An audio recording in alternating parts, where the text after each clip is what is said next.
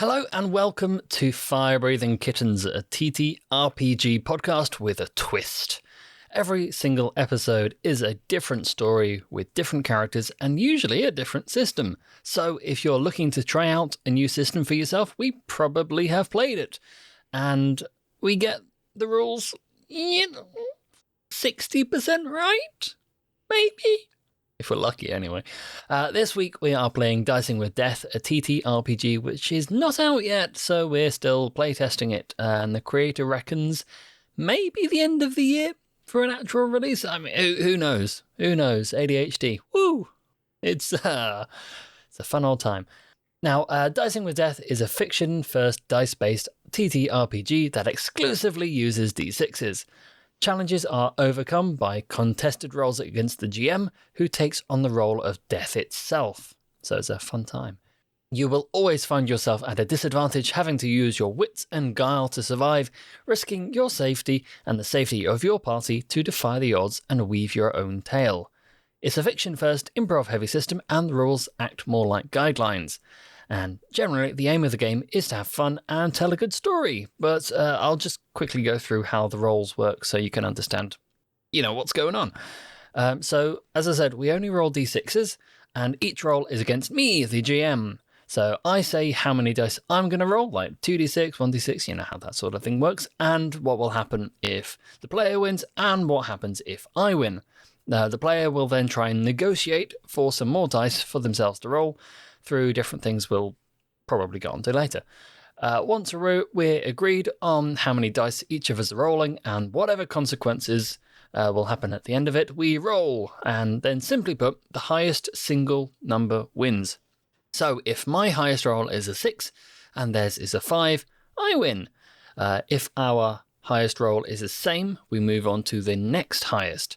So say if I roll a 5 and a 3, and the player rolls a 5 and a 5, then they win. Then the consequences happen, and we just move on.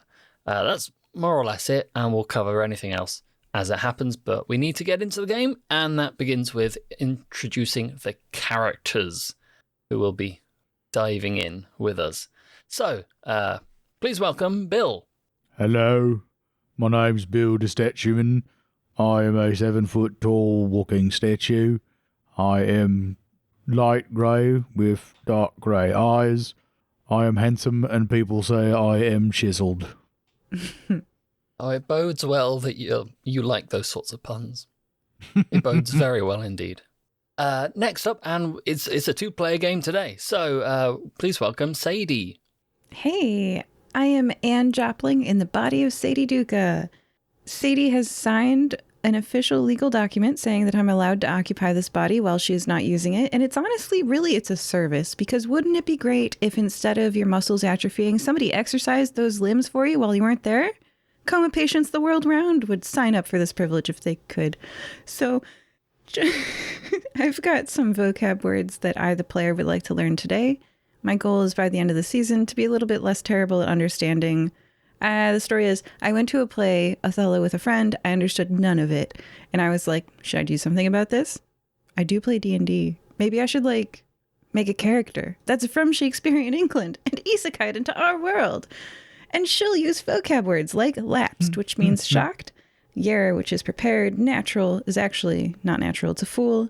Pooling is whining. Quiddities are subtle distinctions. Rive is to split open, which I'm realizing is like riven, so that one's easy. Rouse isn't to wake up. It's a toast of liquor. Tristful, it's not a romantic tryst. It's sorrowful. Wag isn't what you do with a tail. It's a witty person. And steads are benefits. So I've sent a list of those words to my fellow players so they're not like, what is she talking about? They That's still what could that be. was. I think we're still going to be, what is she talking about? Yeah, but I'll be spending 4 hours trying to weasel these words into the sentences I'm speaking. Not that it's a drinking game, listeners. I wouldn't propose that. That would be unhealthy and irresponsible to propose that. But I will say there's 10 things I'm going to say throughout this session at some point. Line up those shots. Of water. Yes. Water. It can look like water. Yeah.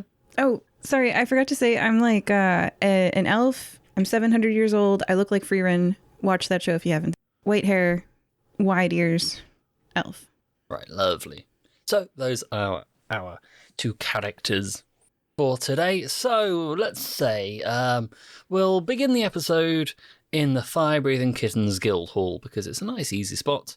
There are sofas. Let's switch the fire on for today. You're both settled around it. It's a bit of a cooler day than normal.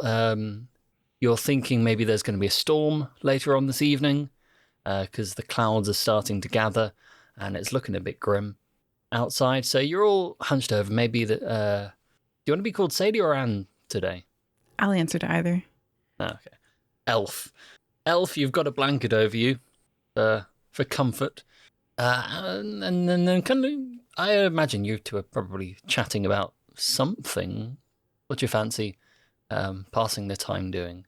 The last time I saw you, Sadie, or Anne, there was only one of you. But now you are Anne and Sadie, and I will call you Sadie Anne. Sounds great. I'm honestly just grateful that I get to continue existing. Me too. Aww. I'm thinking Sadan.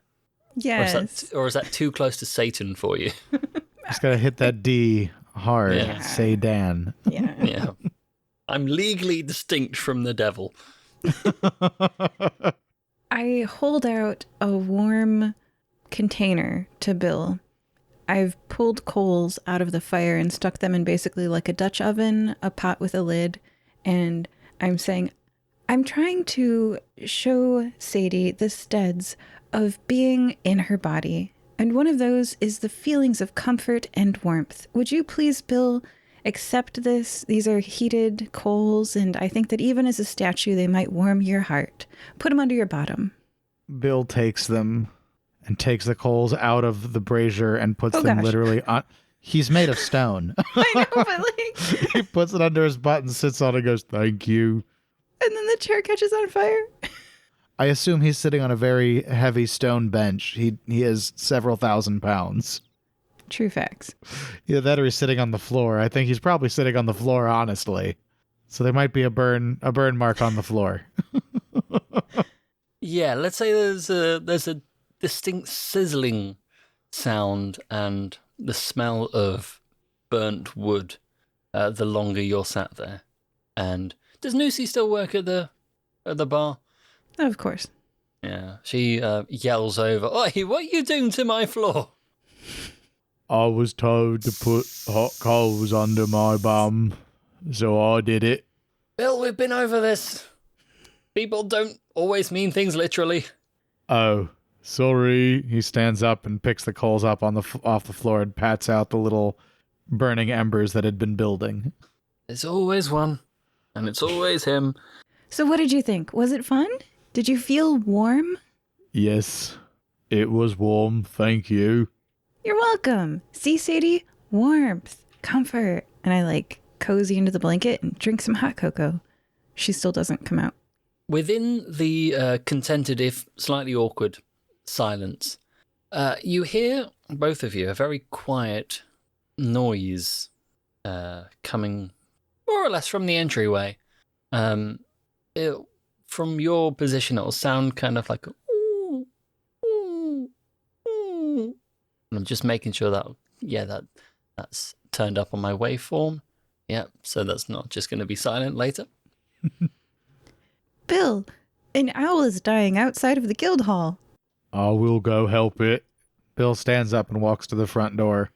So on the side of the entryway, they've recently had installed some pigeonholes, which are usually used for providing each guild member with post is directed to them, whereas previously it was just all dumped on the floor, and then it was kind of a free for all. But the number of fires that have been started by hot coals being dropped on piles of paper, I'll say but the insurance company has insisted that they have a proper place for putting the post. And in one of those pigeonholes, Bill, you find a rather battered and bruised pigeon. Bill looks over at Sadie and says, I don't much like pigeons. We have a history with me being a statue and all of that. Would you mind getting the letter for this pigeon, please? Bill shoots at a dirty look and walks away. That makes sense. 'Tis quite natural of the pigeon to go everywhere. And I reach out into the pigeonhole, expecting for my hands to just get plucked all to shreds. The pigeon will hop onto your hand. Well, I say hop, more of a kind of a difficult kind of shifting, or kind of heave its body onto your hand. It's having a tough time, is what I'm trying to say. The correct words are not coming into my brain. So I'm just trying to piece it together like a ransom note, you know? Of course. I bring it close to my face, I inspect it with concern, and I say, Fair pigeon, art thou injured? Ooh, ooh. So let me describe this pigeon while we're here. I know, this is the exciting stuff you sign up for when you listen to Fire Breathing Hitting. Let me describe this pigeon. It's a kind of grey speckly pigeon. Quite large, I would say, in terms of pigeon sizes. It seems to have been injured in some way, and it's also wearing a very cute little green beret. But there's, importantly, no letter attached, Bill. Just going, cool, cool, cool. Bill, I think we will have to put this pigeon out of its misery. Come with me to the kitchen for a chef's knife. And I look closely for the pigeon's response. Boy, this is going to be a short adventure. The pigeon seems to think. I don't think we should kill a pigeon. Maybe, do they all wear little green berets? Maybe that means something. My question is, did the pigeon seem uncomfortable with what I said? Like, did it squirm more? Did it understand me? Because you can't ask something if it understands you. It might say no. You know, it might just pretend or fake. But you can threaten its life with words. I don't think it understands you. Not the language you're currently speaking, anyway. Okay, I don't take it to the kitchen for a chef's knife. I take it inside, and I ask Nusi for a popsicle stick and some gauze. I'm going to set its little broken bone. I don't know. Call for a doctor. Or should we get a warm shoebox? Oh, gosh. Okay, wait. I don't know actually how to care for birds. Bill, do you still have that Dutch oven that you emptied the coals from earlier? Yes. Let's set a nice warm towel in there and put the bird in. Okay. Bill gets the Dutch oven and finds, a bar cloth or something clean and makes sure it's not too hot before we put the bird in there. We're not eating squab. We're saving a pigeon. All right, we put a little water bowl in there. Okay, so you kind of you do all that. You try and make the pigeon as comfortable as possible, and the moment you turn away, it kind of starts pecking on the side of the oven, as if to try and still get your attention, going coo, coo, coo. Bill asks, "What are you trying to say? Does anybody here speak bird?" Coo, coo. This is it, folks. They're stumped. My character can't read. She doesn't speak pigeon.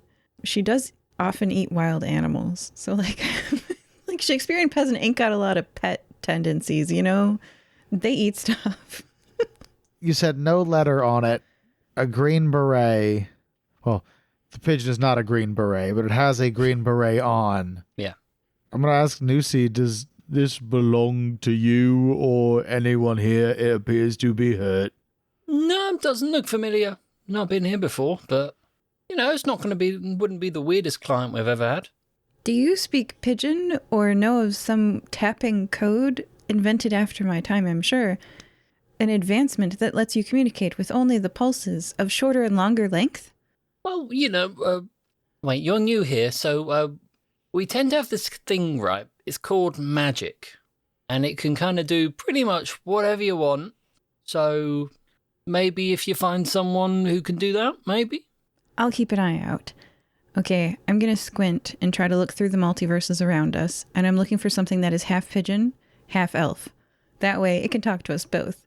And I'm going to, GM, I'd like to roll to summon a creature. Okay. All right, so we've gotten onto our challenge. Our first challenge roll of the evening.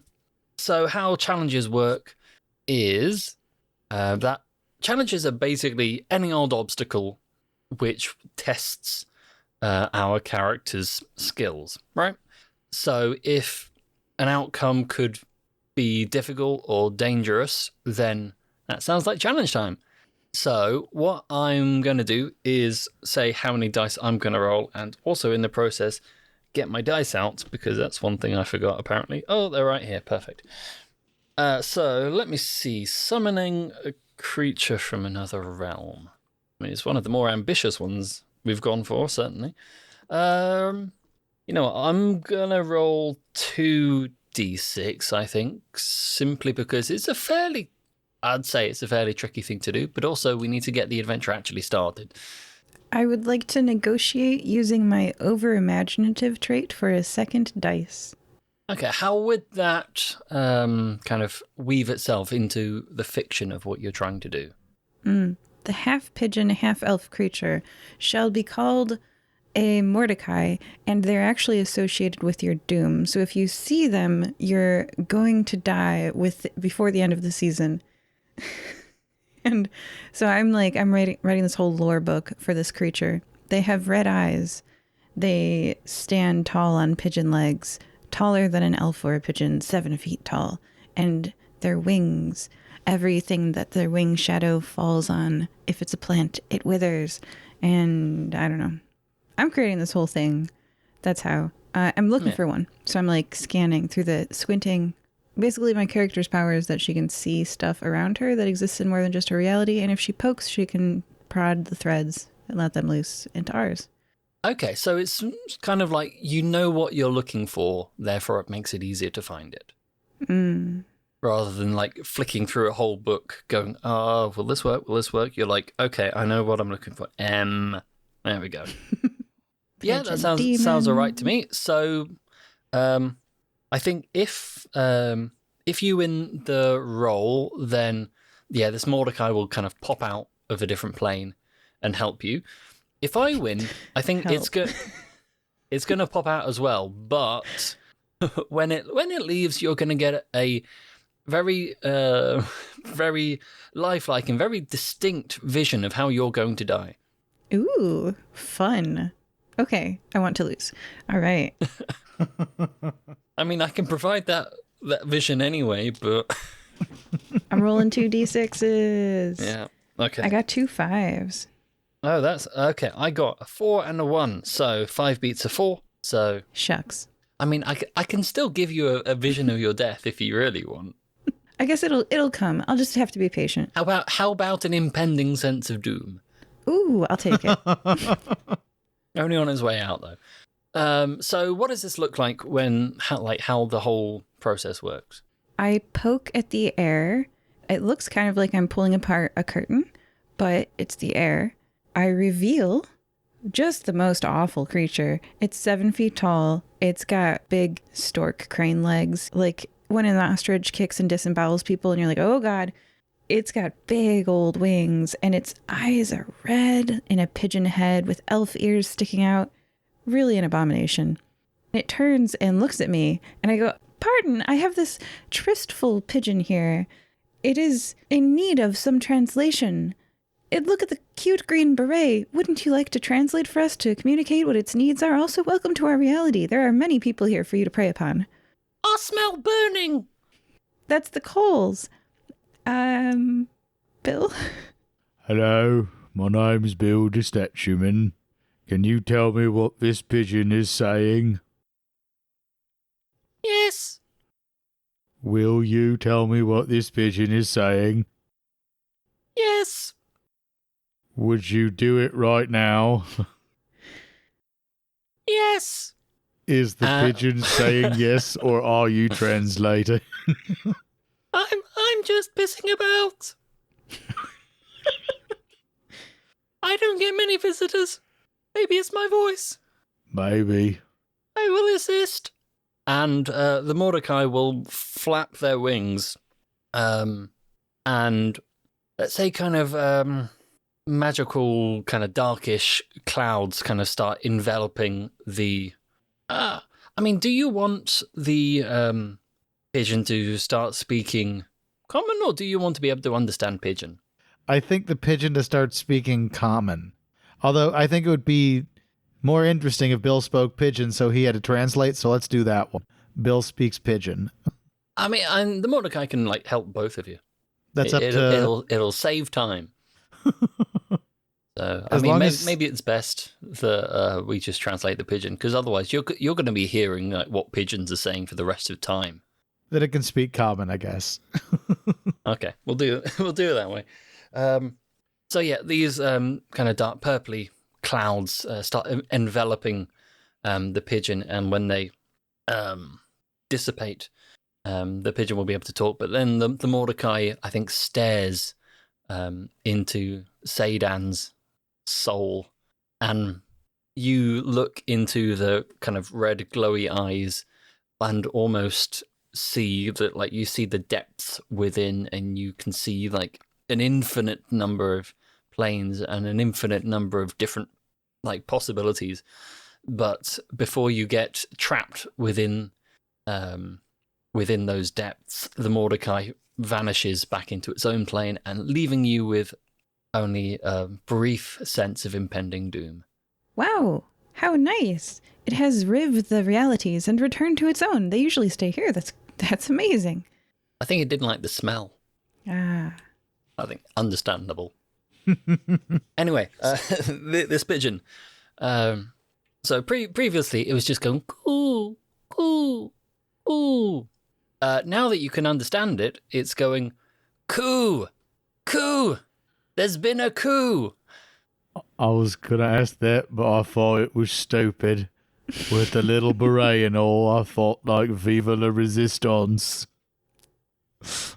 Where I'm gonna say that this is one of the stupider puns I've based an episode of. But if it makes you feel any better, I once based an episode off of Commune with Nature that it misread as Commune with Nature, and it was a bunch of hippies. So where is the coup taking place? Finally, you can understand me. This has been quite trying. Yes. Sorry, you look familiar. This is to Bill. Have I pooped on you before? Bill's gonna put up his big granite sword and say, "Do you really want to remind me?" You're right. Place and time and all that. My name is Wing Commander Swift. As I said, there has been a coup. The monstrous aquilocracy of Eagletonia has invaded the Democratic Pigeons Republic of Columbidae and has taken control of our central command. This is where the exposition comes in, so just bear with me. My squad, there were 5 of us once. Now it's only me. We were captured on a reconnaissance mission, and only I managed to escape. So I made my way here, and I wish to formally request aid in rescuing my squad and driving out the invaders from our HQ. What say you? How can thee pay? Coming in? Shall you give us a gold coin or a rouse around the bar? What services can you provide that would make this worth our time?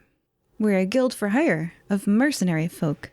Well, as you can imagine, with a government in jeopardy, I can't necessarily guarantee a particular type of payment, but I'm sure that our diplomats would be more than gracious in whatever they can provide. Maybe a guarantee not to be pooped on for a lifetime, say?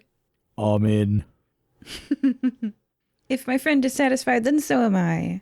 For Bill's sake, let's stop this coup. Do you not want the no pooping policy? Oh. You can't, because you did kind of just turn it down. You're like, if Bill's happy, it's fine. That did seem to imply that you were okay being pooped on. It hasn't happened very often. It's not a threat that I am under. Perhaps I should accept. Yes, I will also accept this generous, gracious gift. Excellent. So, I can... Ooh. In real life, it's been less than a month since I was last pooped on by a bird, so I just find this personally entertaining. Keep going. Frickin' seagulls. Those aren't birds, those are rats with wings. Don't get me started on the seagulls. Yeah, so... I think my wing must have been more badly damaged than I anticipated.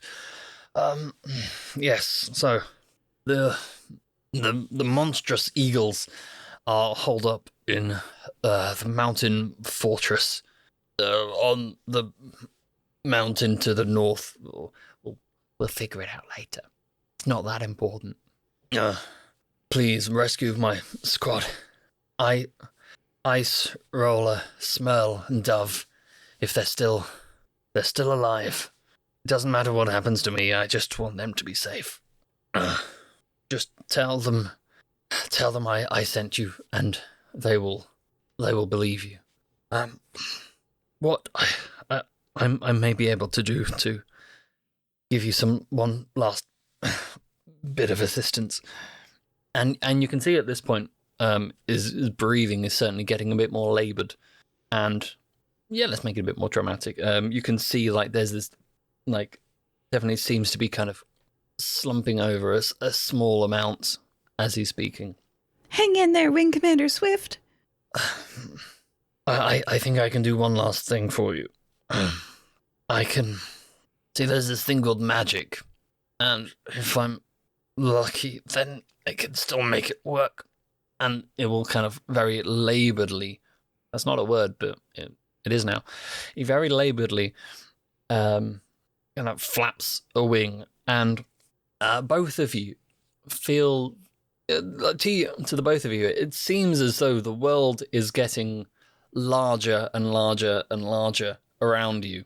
Like the roof of the Guildhall just shoots upwards. The sofas you were sat on also seem to just rise above you. And meanwhile, Wing Commander Swift seems to start becoming a sensible size. And you look around yourself, and you see wings where your arms used to be, and just for the fun of it, everything seems to be going a lot slower than it normally did, because you have been, let's say transformed, because it's funnier. You've been transformed into pigeons for the rest of the adventure. Cool. You're finally speaking a good language. Now let me give you quick directions to the mountainside fortress before I run out of time, and provides quick instructions to the mountainside fortress, so we can kind of head that direction in a moment. But with that, he uses the last bit of his strength to transform the two of you, and slumps over in the Dutch oven, which is probably a bad place to slump over if you want any sort of convenient. Right. Yeah. Better for preparing for dinner. Is he dead? Yeah. Let's not think about it too much. Good for Nusi, bad for Wing Commander Swift. On inspection, because you two can probably just flap up and take a quick look, he's not actually dead yet, but just very kind of like shallow breathing. Can Bill still speak common at all, or can he only speak pigeon now? Oh, good question. We'll let you speak common. That's fine. I don't mind that. Bill is going to fly over to Nusi and say, "Can you please get a vet or a healer? This pigeon's not doing so good." I will, as long as you promise not to poo on everything. You have my solemn word, I will not poop on anything you own. I think we need that bit for the trailer. just that sentence. Like nothing else, just like those 4 seconds. I guess we should follow the directions to the HQ. Okay, so let's see. The mountainside fortress. It's let's say let's say it's one of these mountains which only turns up if it's useful to the plot, right? So one of these which occasionally turn up. It's like Howl's Moving Castle, but it's a moving mountain. It's called And Mount it happens Plot to have Device. a fortress on it. It's like There we go. maybe an hour's flight from Nicomoy. Yeah, Mount MacGuffin. There we go. It'd be cool if it wasn't a mountain, but if it was like actually something pigeons or eagles rest on. Like sometimes forest spirits are portrayed as giant stags. Like this is like just some dude that eagles are like always perching on, and he's like, guys, come on. And so he like walks around. Oh, well, like an ent, right? Yeah, anyway, keep going. So yeah, it's a mountainside fortress. It's very like it's basically an old castle. I mean, all castles are old, but you know, it's a big old castle built into a mountainside. It's very tall, very imposing, very kind of dark brick, I want to say. And let's say as you get closer towards it, maybe let's say it starts raining as well, just to give it a bit more atmosphere. So as you near it, let's say you can see on top, on the ramparts, there seems to be some sort of checkpoint, because that's the way everyone goes in now, because it's the highest point. And I mean, how do you two fancy going in? How do you fancy infiltrating this? Is the checkpoint the only way in that we can see? Oh, never the only. There's always through the sewers. There's always through the front door, through the windows, and up through, as he's saying, the crenellations. There's also sides to a castle, but we won't consider those. We'll just consider it as one face. But yeah, sewers are the traditional way in, but during a coup, they're usually, like suspected. Windows, I can understand why the eagles would guard those. Doors are hard for birds, honestly. You're more likely to snap your neck than anything else, so it seems like we're stuck with the crenellations, yeah. From above. I will say that all the doors probably have some level of like flap in them. Ooh. So they can go through, because like they can't do doorknobs. Yeah. They could do handles, presumably. Oh yeah, like flat style handles that you Yeah. press on the furthest side from the hinge and it swings. Not a round handle, of course. They could never. Lever action. Right, lever action handles.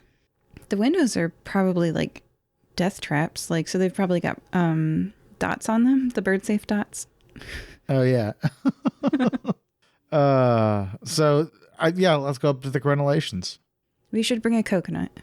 We have to carry it between us by the husk. Okay, both of us take half a coconut husk.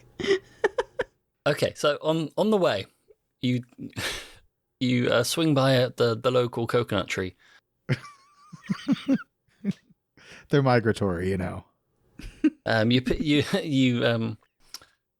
carry it by the husk between you, and make your way towards the crenellations. Now, I'm gonna make you do. This sounds like a group roll, to be perfectly honest with you. So group rolls are a very special type of challenge, where the players work together, kind of equally to achieve the goal. So, in these, the party rolls as one. So, as with all challenges, players always start off with 1d6 in their dice pool.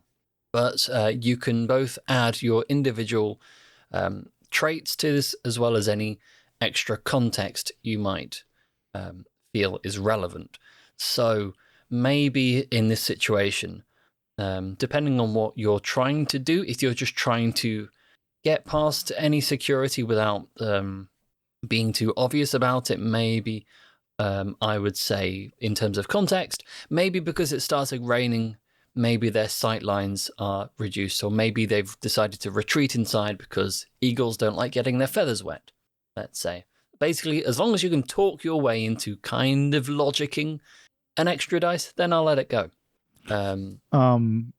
one of Bill's traits is strong, and I think the weight of the coconut for a pigeon would be difficult. So I think with that, I should get an extra dice. Yeah, I think so, because, if you're, I'll let that go, yeah. Because then otherwise, if you drop the coconut, then, what's your alibi, right? Right. So why are we carrying these coconuts? Because it's Prime Day, and everyone expects packages on Prime Day. And that's my context, is the day of the week. It's delivery day. And that there are other pigeons carrying other things because they don't know about the coup. Why would they? So they're just bringing like brown paper packages, birdseed, as one does on Prime Day. So my argument is that we're not the only birds in the sky. Well, how about we we world build this a little bit more? And in the world of bird kind, the deliveries tend to be done by swallows. So we're trying to sneak past carrying the coconuts. Okay. Yeah. So that's why, like, in my head anyway, like, carrying the coconut is you two trying to pass yourself off as these swallows, and hopefully they won't look too closely to see that you're actual pigeons. Yeah, and it makes sense that as inferior beings, we pigeons would be two to a coconut, whereas one swallow can carry one. I mean, is it a European or an African swallow? I was about to ask. That's the important question, but... So how many dice do we get? Well, at the moment, I'm going to roll 3d6, I think, for this, with the understanding that at the moment, if you win, then you can kind of sneak by this checkpoint undetected, whereas if I win, then they'll go, this is obviously two pigeons carrying a coconut rather than the usual swallows, and they will start trying to shoot you down, I think. I want to up the ante.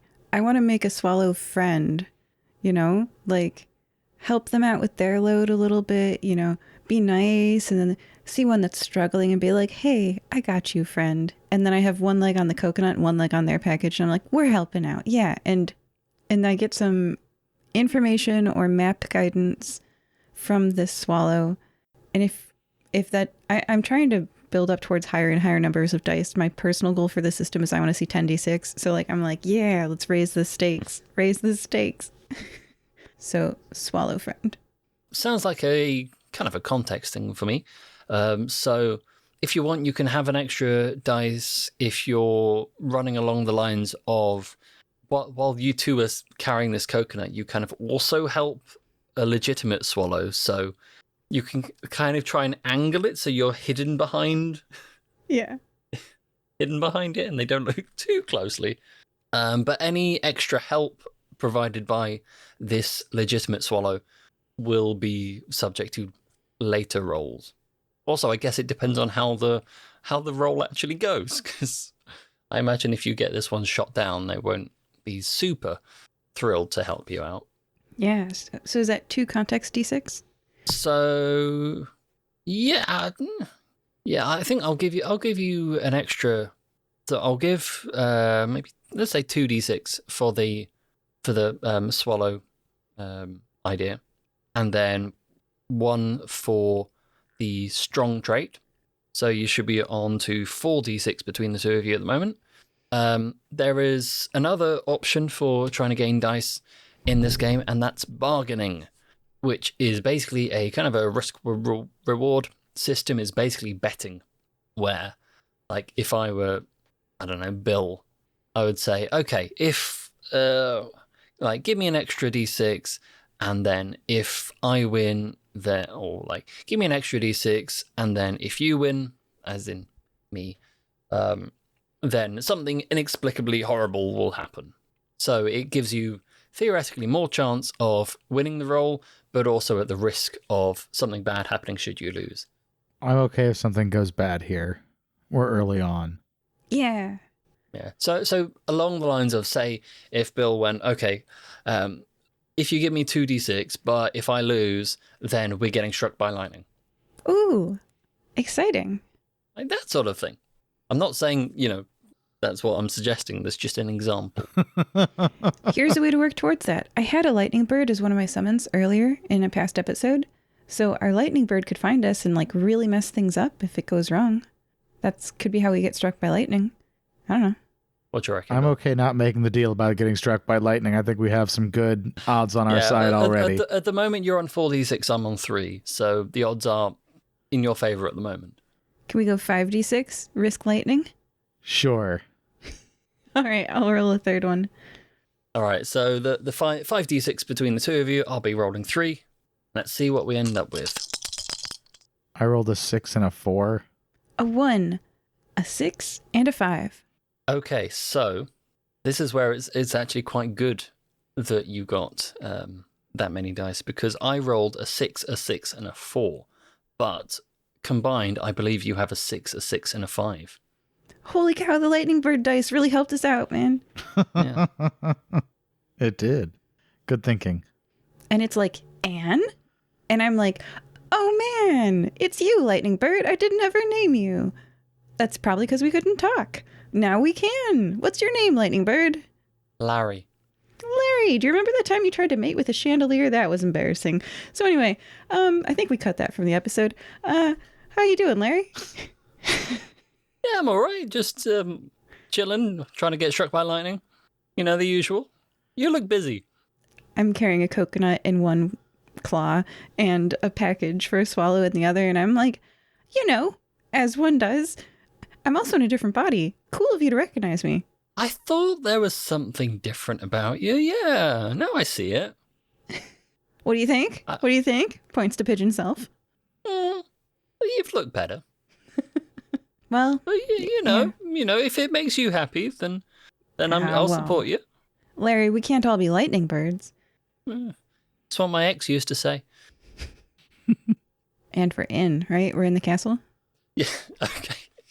Yeah. So with that awkward juncture, that like Larry just kind of goes off and tries to get struck by lightning, and then so the two of you and your new swallow friend manage to get past security. The eagles on the ramparts have kind of sheltered a little bit from the rain, let's say, and they just kind of they're not paying too much attention. They're like, yeah, in, and you make it past security. Do you drop the coconut off? What do you do with the coconut? Presumably, we just leave it in the mailroom and go about our way. Delivery, and it heads towards the mail clerk. Yeah. So, yeah, let's do some dialogue with the swallow. Why not? So why did you help me? I mean, I was doing all right by myself. I mean, not that I don't appreciate the help, but We had a bet. I wanted to know what the average airspeed velocity of a medium-laden swallow was. So she helped you get to medium-laden, and now we know how fast you are. You're one of them tourists, are you? Trying to see what my carrying capacity is. Happens all the time. Yep, that's it right there. I mean, not to be rude, but on the two of you pigeons, I mean, I'm not great at doing species recognition, but How could you say we all look the same? I am deeply offended by that. I'm going to report you to management. And with that, Bill turns around and walks through the door. I follow. okay, so this could be fun. We just picked a door at random. Yeah, we did. Yep. Okay, what door can this be? Can this be?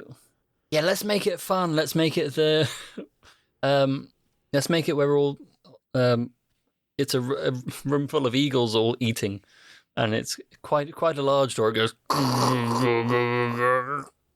They look up from their food at the two pigeons that walked in. I mean, I salute, and I say, "Sir, reporting for duty." Bill snaps to attention as well. Let's see. I'm not going to start another challenge right now because we've just had one. But I think there's probably going to be a certain amount of muttering. A lot of them going, "Dude, what's going on here?" It's like, I have no idea. Maybe some new recruits. Do we do dual nationalities and bird kind? Like, I don't know, but it's one of those things where they keep introducing new legislation into the courts, and we don't get our say, do we? It's like, yeah, well, there's politics for you. I think at the moment they're just kind of leaving it because it's not worth it. I walk to the wall and I remain saluted, and then I lower my hand and stand at attention, staring into the middle distance against the wall next to the door. Bill is going to say, we're here to interrogate some pigeons and translate to the wonderful eagle language so you don't have to speak pigeon. Is there a squadron that has been recently captured that is ready for interrogation? Oh, this was just a random unnamed eagle. Or you'd have to check with, what do we call them? You would have to check with intake, simply because, we don't really know what's going on. I've just come back from reconnaissance myself. I don't know what's going on. But let's see, yes. So down the hall to the left, down the stairs, hang another left, through 3 sets of doors, try not to set off the traps, and then maybe a right turn. Is it a right turn for the office? Yes, it's a right turn for the office. And then, what should we tell them to do? Hop 3 times and sing the national anthem. Got it? Sir, yes, sir. Thank you, sir. I love new recruits. We leave that room. Yeah. Bill is going to start following the directions. Left, down, left. 3 doors with traps, right to the office. Hop 3 times and sing the national anthem. I think that was just them asking us to buy, like, when you send a new recruit to buy something imaginary, like, buy me a gallon of clear paint, Oh, the player knows that, but Bill doesn't. Oh, no. Bill. Yeah, but Bill is, I believe, dumb as a sack of rocks. He's very literal. As literal as a sack of rocks. Is Sadie just going to follow behind as Bill... You see Bill walk out and hold up, the 2 L's on the hand to see which one is left, and then... I would like to slow you as you approach the 3 doors that I know have traps, but as you go left, down, and left, I follow, yeah. Or does this actually lead anywhere? Like, if I go left, there's no down, there's just, like, a dead end. So what happens, GM? Well, let's just say, like, I don't have a map of the place. If you want to get to a place, then we'll figure it out. So I'm trying to figure out where the pigeon squadron has been taken. So the place where the random unnamed eagle has sent you to is let me just pick odd or even. I just want to even. Okay, they were messing with you. So they've sent you to the quartermaster instead. It's very important that we hop and sing the national anthem. Do you know the national? Because Bill was just going to wing it. Oh, I just know that I can't sing. Come on, together. I hop, and I'm like, coo, the Eagles' national anthem. What is that, the Hotel California? The Eagles' national anthem. A legally distinct version, hopefully. I squawk and hop pitifully outside the office while saluting. Bill asked the quartermaster, we were set here to interrogate the pigeons. Can you tell me where they are, please? I do believe someone has had a laugh at our expense. Well, I'm not surprised, judging by the way you're dressed. Needless to say, you're not dressed.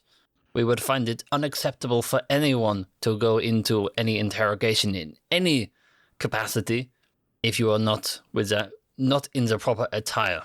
Well, we had to blend in with the enemy, because, we are actually eagles, but they changed us to pigeons, because there's this thing called magic, and it can do anything, and we used to be eagles, and now we are pigeons. I feel quite lapsed without my normal attire. Can you provide it for us? I will see what I can do. By the way, the whole eagles into pigeons thing is completely unbelievable. Magic was outlawed in birdkind since generations ago. But in war, you do what you have to do. Are you sure you're not an actual pigeon? It sounds like pigeon talk to me. Maybe the magic has gotten to me. Oh no, your brain is turning into a pigeon brain, and I shake Bill, the pigeon, with my own pigeon wings. Snap out of it, man. Look, it's obvious the two of you have just got nest fever, so, I will, fine, look, the cupboard on the right, you should just be able to find the uniform you need, and then I'm also going to send you over to the psychiatrist while we're here. So let me just write you a couple of notes, and the quartermaster takes out a scrap of parchment and dips a claw in some ink and kind of stamps over it. Go. That's pigeon scratch. How dare you? Completely different language. Give this to the psychiatrist and they will provide you with, well, they'll fix you. Thank you. Sometimes I am prone to flights of fancy. They told me, hey, he's a quartermaster, you don't have to be near puns. So can you tell us where the pigeon captives are held so that we can interrogate them and get back to our beautiful eagle form? Well, from what I've seen, I think it would be worth going to get a clean bill of health from the psychiatrist, judging by the way you've behaved in front of me. But then another eagle would have to suffer this pigeon fate just to infiltrate them. Let's complete the mission and get them back to not sacrifice any good soldiers to this horrible end. I'm sorry. I personally would like to, but rules are rules. It's a very, very serious infringement to do what you just did. That's fair, sir. I will escort this eagle to the psychiatrist. First, the uniforms. Yes, take your pick. We don't have any pigeon size. We might have the kinder uniforms. Maybe have a look down in the bottom shelf. We don't tend to have many of those nowadays. And I'm sorry, what's your name again? Oh, it's a good question. Sometimes I ask myself that. What is your name? But a string of letters we put together to signify our place in the world. I don't know. Call me like... It could be Captain Falcon. Look, just take him away already. Okay, I get changed. It's getting worse. So Bill, once they get out of there, finds another eagle and asks them, the quartermaster asked us to go and see if the pigeons are ready to eat yet or not. Can you tell me where they are, please? So it seems your plan at the moment is just to talk to like every single other person in the hope that someone will give you the information you need. Hey, it hadn't worked so far. You never know. Well, actually, we're sent to the psychiatrist. So what do you want to do, Sadie? You're sent to the psychiatrist. Okay. So it's down the hall, follow onto the left, go up the stairs, swing round to the right. It's up in the tower. There's a trap door you need to open and knock on that 3 times, and then you open the trap door. And then you get up into there, and then you spin around, drop to your knees, and sing the national anthem backwards. That's how they know you're really crazy and you really need help. That seems needlessly complex. You got that? Sure. Sadie, what do you think we should do? Are we in uniform? Yeah. So you've gone into the cupboard. You've kind of you've managed to find some old kind of like smaller uniforms back when they had kind of eaglings as part of a proper military outfit. Yeah, I mean, I would accept this prescription, and the uniform and leave, right? Yeah. And depending on how good that stuff is, I might pop by and pick some up. But in general, we're still heading for the squad, right, Bill? That was my plan, but we don't know where they are. Well, now we've basically got a hall pass. Lead the way. Bill will follow behind you. Okay. I think that if they were holding someone captive, right? We tend to do that in dungeons, basements. We should go down. Makes sense to me. Okay. We're going to go down. Are there any down stairs or elevator shafts? How would pigeons would probably use elevator shafts, but without an elevator? Yeah. Well, it's up Just a to you. shaft. How do you imagine it would be laid out? See, that's the fun thing about the system. It's not just my brain having to work on everything. Have you ever seen the danger elevators that are like always moving and you just like step in it and it goes up and the other side goes down and they're always moving and you have to like carefully step in? Oh, yeah.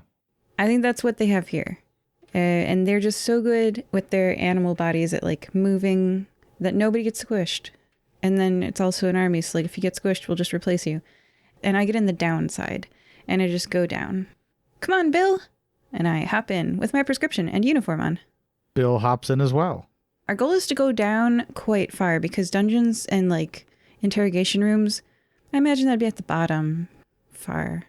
All right, so you ride the lift or as down as possible, and every so often an eagle will fly in or fly out, and they will probably all give you slightly strange looks, but because you're in uniform, they won't like question you, I'd say, until you get to the bottom, which let's say is marked. I was gonna a nice euphemism of going enhanced conversationalism. I pushed Bill out of the elevator. So we see the pigeons and the eagles down there. So let's kind of design this like a classic kind of castle's dungeon, right? We've got a corridor, which will lead down to the end. There are doors like with kind of little hatchways in them, which will kind of flap down, and yeah, there'll be a couple of eagle guards maybe sat on a perch together, maybe just discussing what eagles discuss. Probably worms, or maybe they're having a very intense debate over the individual merits of different beetles, to go into like their morning stews. And one of them is like, oh no, you got to have the stag beetles. Like, I know they're a bit big and quite expensive, but you know, there's nothing quite like the little crunch you get when you get a proper like big one. Because, oh no, I don't like the stag beetle. They're much too big. As you can see, I've only got a tiny little beak. So like, and also I've got some very delicate back teeth, so I can't do anything big. So I've got to maybe just have a lot of little, like ladybugs, because like then I can just scoop them up like a pelican. Well, yeah, I mean you could do that, but I don't really like ladybugs myself. I don't like things that are red. I don't know why. I've never liked things which are red. Like what for eating, or just not just in general? I don't quite understand it myself. It's one of those strange quirks. My mother had it, you know.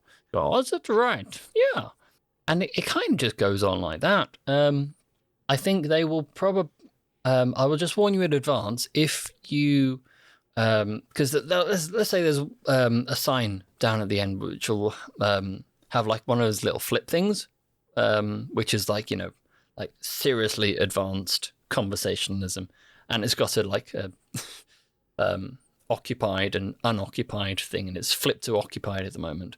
If you try to go through there, they will very much try and question you and probably stop you.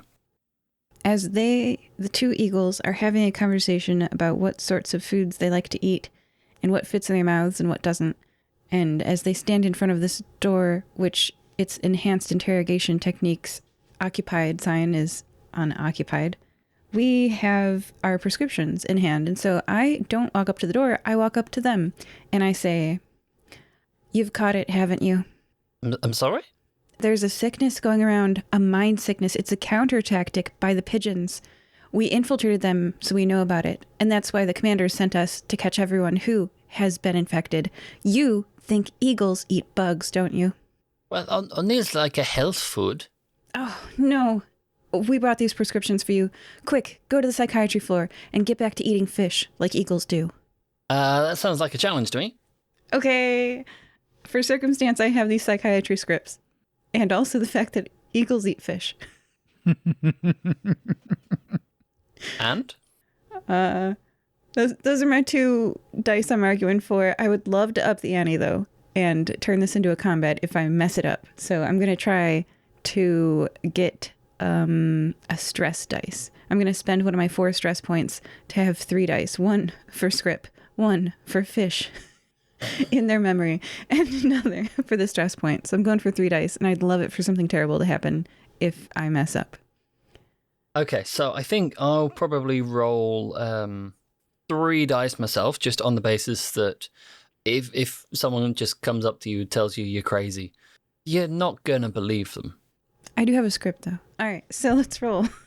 Can we up the ante anymore? What could go wrong here? Like, how could we make this more dramatic? Well, at the moment, what would likely happen is, because they know what's going on in the next room, and therefore, in their world, if a couple of pigeons turn up and go, hey, you've got to leave, that looks suspicious, right? They're not necessarily going to go, hang on, let's talk about this in a calm and collected way. They're going to go, no chance. Right. Okay, so combat could be the result of this. Yeah. What if somebody set off the alarm somewhere and now they're alerted to 2 pigeons in the fort that are free? Yeah, can we have an extra dice if an alarm and more in-rushing guards is a consequence? Yeah, sure, we'll figure that one out. Ooh, can I go up to 4 dice? Yeah. Okay, and how about if I want to put the captives or the hostages at peril here? What if something bad happens to the hostages because there's fighting outside? Like, we can't let you get captured and they kill one of the 4 birds inside. Can I have another dice? You better get this right. Straight ones. I think their names were, and I wrote this down as it was pronounced, Ice Roller Smell Dove. So I think there's 4 birds, but I could have just really misheard that. No, they're awful. They're awful. So you've got some wiggle room. Okay, perfect. We only really need to rescue 3, guys. Come on. So I'm arguing for a 5th dice. If I get it wrong, they immediately kill one of the captives.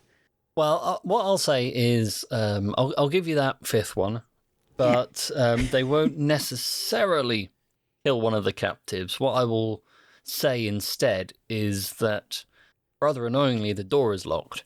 Ooh, that's worse. I'll take it. A locked which can't be easily gotten around. Especially not with these pigeon wings. No, exactly. Again, my goal with Dicing with Death is to just have a handful of dice. Try and get as many. Yeah, I mean, there's something so satisfying about just having a massive pile of dice in your hand to roll. So, ready? Yeah. There's quite a lot of riding on this, actually. Oh yeah, and then of course, if you win, then they'll take the bait. Oof, I've done quite badly. Me too. Okay, what's your single highest? A 5. Okay, that's good, because my highest was a 6. Oh, all right. Then we don't need to look at the rest. Yeah. Oh no, Ice! I got you killed. Oh wait, no, the door is locked. The door is locked. You're fine. You're fine. Well, just for posterity, I rolled a 6 and 2 2s. Right, things are about to go wrong, folks. Perfect. Alarm goes off. The door is locked, and they don't go to the psych ward. They don't get the help they so sorely need. Well, I mean, humans eat weird stuff, in the name of health, don't they? Yes. People like celery, milk celery, smoothies and stuff. Oh, it's awful. Yeah. You're just agreeing with me now, aren't you?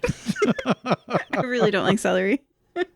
Okay, so what happens is the 2 guards get off the perch and go, do you think we were born yesterday? You may be wearing those kinder uniforms, but you do not fool us. And at that moment, an alarm goes off and goes, an alarm my brain was going, use parrots somehow. Use parrots.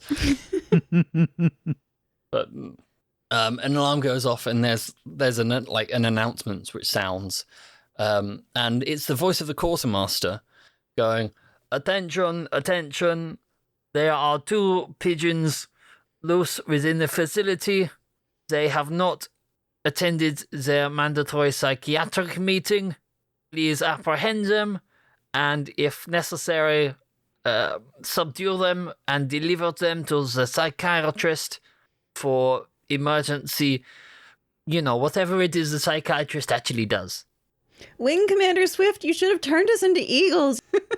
I curse you from afar. Bill's going to look at the two eagles and go, "You guys should probably get on that. I saw some pigeons back over that way. As you can tell, I am a swallow." I haven't mentioned this because I've only just thought of it. Eagles, when they're kind of inside, will have little leather kind of sheaths over each of their claws so they don't scratch whatever they're on. But these two kind of start like pulling those sheaths off with their beaks. He goes, "Yes, we're about to get right on it." Once one of them pulls one sheath off, Bill is going to go right for his eyes. Oh my gosh. All right. This is a good time to bring in how combat works because it's about to go down. So, combat. What can we say about you? That at this level, we have 66 to spread out amongst the attack, defense, and speed of our weapon. Yeah. I have put all 6 into attack. Oh, this will be interesting then. Bill? I've put 3 in attack, 3 in defense, 1 in speed. Okay.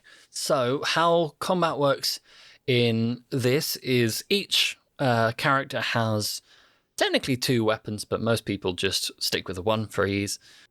Each weapon has 3 attributes: attack, defense, and speed. So, attack determines the number of dice you roll when you attack. Defense determines the number of dice you roll when you defend against an attack. And speed determines the order of combat. So, a combat turn works broadly the same as a challenge. So, the players have, let's say, Sadie attacks one of the eagles. Sadie will roll her attack dice, and the eagle will roll their defense dice. And whichever one, again, has the highest single value will win.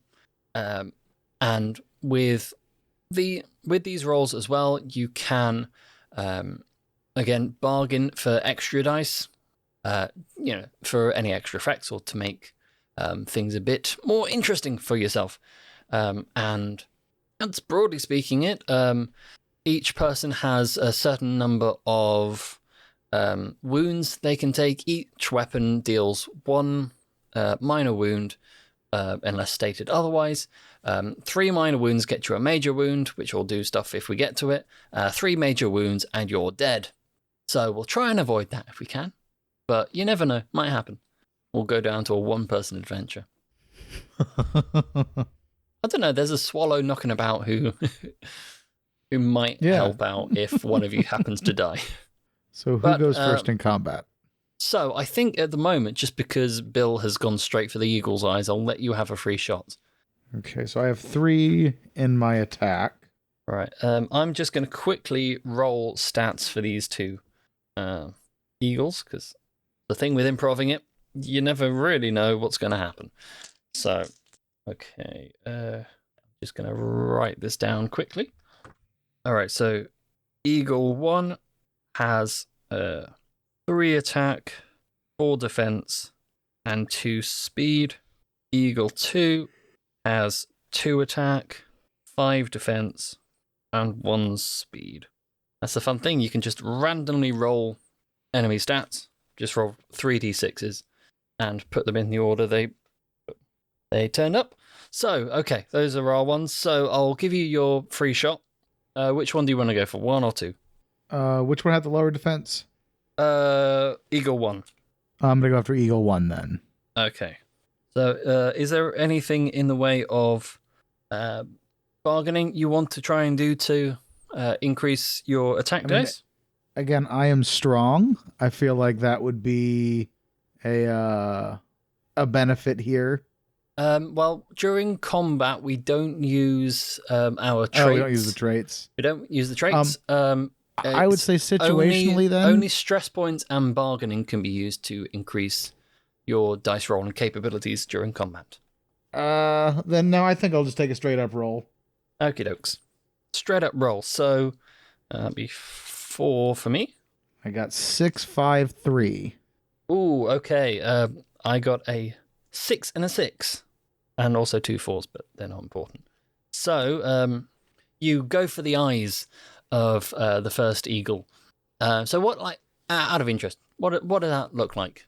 Paint me a picture. A pigeon fluttering up to... Oh, actually, hold on, I get one more D6. I realized I rolled 3, not 4. Oh, okay, yeah, roll it. If it's a 6, you win this. It's not. It's Okay. a 2. So that was a waste of time. Well, I mean, it could have been a 6. You had a 1 and 6 shot. That's true. But anyway, so I think I fluttered at his face to try to get at his eyes, and he got the thing off in time to pull his head back, and I missed him. And so I just sort of like brush his feathers a little bit. He goes, well, so that's how it's going to be, is it? Okay. All right, so now we go into combat properly. So what happens at the beginning of each round of combat is that we all roll our speed dice, and then we kind of order it just in terms of who has the highest single dice. So then the combat order should change every single round just to spice things up a little bit. All right, so let's just roll those now. 3. 4. Okay, so round 1. Eagle 2 got a 5, so they are going first. Eagle 1 got a 4, but because Bill also got a 4, players go first instead of NPCs, so Bill is going to go second in that, and then it will be Sadie, the 3. Okay, Eagle 2 is going to... I think it's only fair to go for Bill, considering you just attacked their comrade. So I think Eagle that's 2, fair. yeah, Eagle 2 has 2 attack dice. So I think I'm okay. Rolling it straight. I'm also allowed to suggest bargains and the like, but I think I'm all right. Okay, I have 3 defense. All right, roll them. 5, 6, 2. Ooh, so your highest one was a 6. My highest was a 5. So let's say the eagle kind of tries to slash at you with their talons, and being a pigeon, you're much smaller and quicker, and you manage to duck beneath them and kind of hop out of the way. Speaking of, Bill, now it's your turn. I'm going to swing back at him, or back at him. So this is Eagle 2 again, then, yeah? Yes. All right. Oof. Eagle 2 apparently has quite a lot of eagle armor on. 6, 5, 4, 4. Ooh. So your highest was a 6. My highest was a 5 out of all of that. 5, 4, 4, 2, 1. So despite all of that defense, you managed to get your beak in between, let's say it's leatherish armor, between like bits of maybe the wing armor. You managed to peck in between there. You get in there and knock off 1 minor wound of Eagle 2. All right, by the way, each of these eagles will take 3 minor wounds to take out. So it's Eagle 1's turn. Eagle 1 is going to go for, I think it's fair enough for getting Sadie in on the action. So Sadie, you're getting attacked. All right. So 3 attack dice for me. I rolled a single 6. Wow. That was enough. My highest was a 5. Oh, it's not going to happen again. I'm going to enjoy it while I can. So again, like maybe it's something to do with their beetle-based lifestyle, but something about these eagles means they can't swing quite as quickly as they normally would, and you seemingly with ease manage to hop out of the way. And Sadie, your turn for a retaliatory strike. I shout, Bennington! And from a portal mid-air jumps a now moderately obese cat. It's still very young, though. It has really enjoyed eating kiwi birds this whole time. But through this portal jumps Bennington, the cat from a previous adventure. I have the power of callback / summoning creatures. It's a cat. It's an adorable cat. It's a young cat. It's a short-haired cat. It's brown. And it loves murder. I mean, playing. I'm sorry. As all cats do. as all cats do.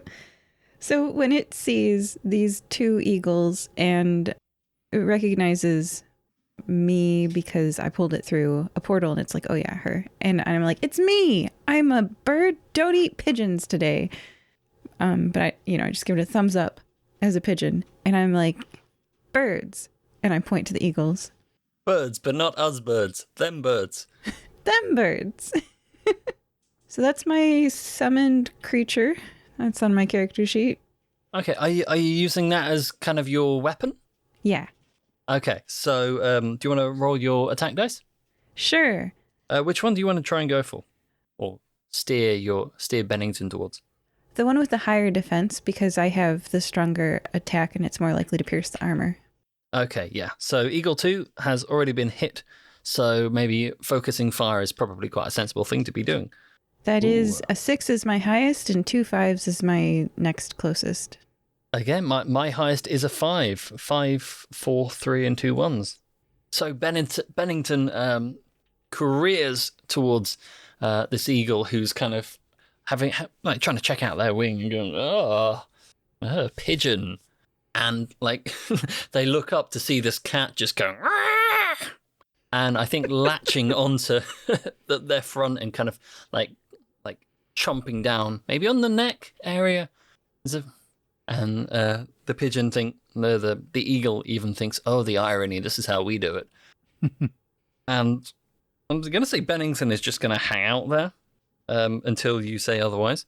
But yes, that's another minor wound down for Eagle 2. One more on that one, and that one is going down. Okay, so we've reached the end of round 1. So now we got to just roll round 2's speed dice. So the order is about to change up. So everyone roll your speed dice. Let me know the highest number. 2. 3. Okay. All right, so Sadie is last again with a 2. Bill is second from last. Eagle 1 managed to roll a 6. And Eagle 2 managed to roll a 4. So Eagle 1's going to... I think Eagle 1 will try and rip Bennington off Eagle 2. I think that's fair to say. So instead of an attack roll, what we're going to do is substitute the attack for a challenge roll. So this is a bit of a strange one considering it's the GM kind of challenging the player. But it's kind of an attack. Now we'll run it with a regular attack dice. So I will roll my attack dice, you roll your defense dice.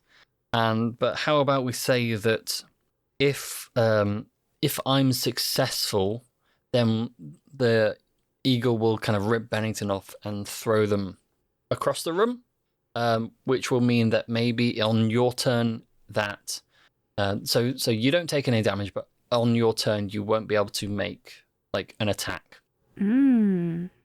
Okay, let's spice this up even more. If I have an extra dice, can Bennington go back through the portal? Well, Bennington's not going to be harmed. You're not going to be harmed. But could the portal still be midair, and could the eagle fling that cat right through that portal?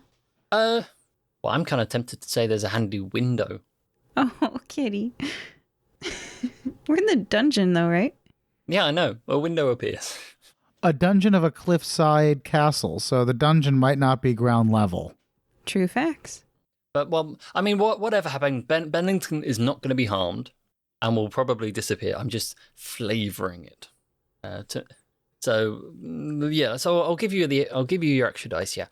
Actually, I'll give you an extra 2 dice just on the basis that I think if Bennington kind of disappears from this plane, you might have a difficult time attacking at all. I'd certainly need to spend some time thinking of what else to summon. Yeah, so, okay, Bennington, good luck. So I have an extra 2 dice, you say? Yeah. Okay, and Bennington will be gone from the combat if I fail. If you fail, yeah. But I've been rolling rubbishly today, so let's see. All right, my highest was a 5. I got a 1 and a 1 and a 6. Way. So your highest was a 6. So despite the best efforts of Eagle 1, they can't pull Bennington off. Bennington is just so kind of embedded in the feathers and the viscera of Eagle 2, where that it's not going nowhere. And Bennington's like, I'm happy. I love murder. I mean playing. Not out loud, but, you can read the body language. Okay, so that's Eagle 1's turn. Eagle 2 is in pain, but still kicking at the moment, and I think we'll maybe go for Sadie. I think maybe trying to... The aim would be to kind of body slam Sadie, so they can get like her and Bennington at the same time. Either way, it's just going to be an attack. I'd like to barter for an extra dice of defense if my wing gets broken and I can't fly if I fail. Yeah, that sounds good. I'll have to write that down, because if that happens, it will come back to bite you later. Better than biting me now. I'm rolling 2 then, because I have 1 defense. Yeah, I'm also rolling 2, because Eagle 2 has 2 attack. I want to make this even spicier, but I'm not sure how. Bill, ideas? You knock open a door, and there are violent criminals in there that attack everyone, including the Eagles and us. So we throw a wild card in. Ooh, can I have another dice for that, GM? Yeah, sure, why not? Let's run rampant. All right. I think we're going to get criminals, to be honest. I got a 3, a 5, and a 5. Well, my highest was a 2. I got a 2 and a 1, so... Oh my gosh. Wait, so you survived? Yeah. So again, like this bug diet of the Eagles is not going well. So that means the 2 bad things didn't happen. Yeah. So we didn't release a bunch of criminals and my wing didn't break. Yeah. So the eagle tries to, I think tries to flap up to kind of body slam into you, but I think maybe just the weight of Bennington and the already injured wing, they kind of flap up maybe a couple of feet and then just crash back down to the ground. All right, so that's the Eagles' turns. Bill, you're up. Eagle 2 needs 1 more hit to take them out. Eagle 1 is still as yet unharmed. Bill is going to go after Eagle 2 again. I'd like to spice it up that if I don't succeed at this, the guards that are in the interrogation room come out and join the fight. Because I assume there's guards in there doing an interrogation. Yeah.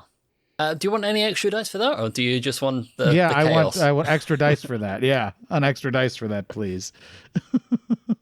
Yeah, sure. So, how about if you want 1 extra dice, then it'll be a single guard coming out. If you want 2 extra dice, it'll be 2 guards. Let's go for 2. Go for 2. Okay, risk it. So that means I'm going to get 66s. All right. Versus my 5, natural 5. 6, 5, 4, 4, 3, 3. Okay, so hold on to that top one. I might. Okay, so my highest was a 6. Your highest was a 6. So we'll cancel those out. Go down to the next highest. Yours was a 5, correct? Yes. Mine was a 4. Okay, so I take him out. So yeah. So what does this look like? I think Bill jumps on his wing and breaks his wing and knocks his head against the side, so it doesn't kill him, but it knocks him out, and he's not going anywhere anytime soon. Okay, pretty brutal. Okay, let me just. So Eagle 1 is the only one left standing. Sadie, it's your turn. My cat is still here. Mm-hmm. Eagles are still there. I would like to attack these puling eagle guards, I say to Bennington. Bennington seems to say back, without using words, what do you think I've been doing this whole time? Bearing in mind, Bennington is still kind of like, it is now kind of sat quite happily on the unconscious form of Eagle 2. Preparing to chow down. Kind of going, ham. Just preparing for dinner, I guess. Well, yeah, I did make some promises when I pulled you into this reality, so I would like to roll to attack with Bennington at Eagle 1. Can I do that? All right. Yes, you can, certainly. All right, my highest was a 6. Mine was 2. Okay, what was your next highest? Because I guarantee it can beat mine. I got 3 other dice here. They're all 5s. And I rolled 7. My 3 other dice were all 1s. Wow. But I take it Bennington like hops from one to the other. Yeah, it pushes off from the eagle on the ground, soars through the air, and then gracefully like a cat, lands with the paws as if, have you ever seen servals hunt? They use their jumping and landing on their prey with their paws to basically like punch them to death. It's cool. There's a punching cat. Yeah. Like that. Bennington paw punches the eagle. Some feathers leave the eagle, and the space where the eagle was, Bennington rolls with that eagle, and then the feathers drift down to the ground. So you've got some nice quill material should you ever need it. Yeah. Some nice eel feather quills. Okay, so that was the end of round 2. Going into round 3, we are 1 eagle down. And then Eagle 1 has been hit once and has 2 more hits on them to take them out of the count as well. You've managed to avoid more guards and also other criminals joining the fray, so that's pretty good. There's still an alarm in effect, which will basically mean that throughout the rest of your time in the castle, no eagle is going to believe you're there on non-violent grounds. But yeah, round 3, everyone roll your speed dice and let me know the highest number. Ooh, a 1 this time. 2. Okay. So, all right, Eagle 1 goes first, rolled a 3. Then Sadie there as a 2. And then Bill bringing up the rear. So, yeah, Eagle 1, I think, is the sort of eagle who wants to do their job and actually, cares about it. I think they would... Obviously, they don't like seeing their comrade being taken down by pigeons, but, I mean, who does? But I think they're still going to fight on, I think, by this point. So I think Eagle 1 is going to go for Bill. And, yeah, so put him up, Bill. 3 for my attack. 3 for my defense. All right. Ooh, okay. 665. Ow. Bugger. I got 661. Ooh. That was close. Yeah. A grand scuffle takes place in the hallway. I was feeling so confident as well. I was like, I've got him now. 6, and a 1. What are the odds? Alas. Okay, yeah. So maybe, yeah. So the combination of bugs in the diet and also Bennington on the shoulders. Also, if the listeners ever need apparently a jacked dice roller, just Google's dice roller hits a lot of 6s and 5s. The second game I've used it, that I got an unlikely number of 5s and 6s. Try random.org instead. Which one? Try random.org and just type in 6 as your max number. It's, I guess, a true random. It talks about how it is. Yeah, I might use that instead. Yeah. I mean, in general, the more dice you roll, the more likely you are to get more 6s and 5s. Mm-hmm. But either way, I'm not gonna discredit your dice rolling skills. I mean, it was super close anyway. So the slash, maybe they try and go for your feet this time. They try and sweep the leg, but you're ready. You remembered you got wings. You flap up a little bit, and you feel the wind beneath your feet go whoosh, as you manage to dodge. And Sadie, you're up. Bennington, go! This is so Pokemon trainer of you. Bennington, I choose you. That is why I don't normally play summoners. But All right. When you got 7d6, you roll them. Oh my gosh. I got 4 6s. Well, I have 4 dice in total. So, it's still possible. Yeah. But it's 1 in 6 to the power of 4. So, let's see how it goes, shall we? 1 in 1200 odd. No. I rolled a 2, 3, 4, and a 5, which is a low straight in Yahtzee, so that's, not bad in itself, but we're not playing Yahtzee. And there is a universe where you got 4 6s there. Yeah, but, I mean... You're not in it. No. That's not particularly useful for right now, is it? But, so what does this look like? So this will leave Eagle One with a single block of health left. I think I'm going to threaten Eagle One. Yeah, because Eagle One wants to do their job right. And Eagle One knows that they're about to be entirely unconscious and unable to do their job at all. So I'm going to give them a smidgen of hope. And I'm going to say, my eagle friend, you have served honorably. You have been yer for the pigeon assault, but not yer enough. I can offer you this. And my cat menacingly dangles a paw. Meow. If you tell us, hey Bill, what do we want to know here?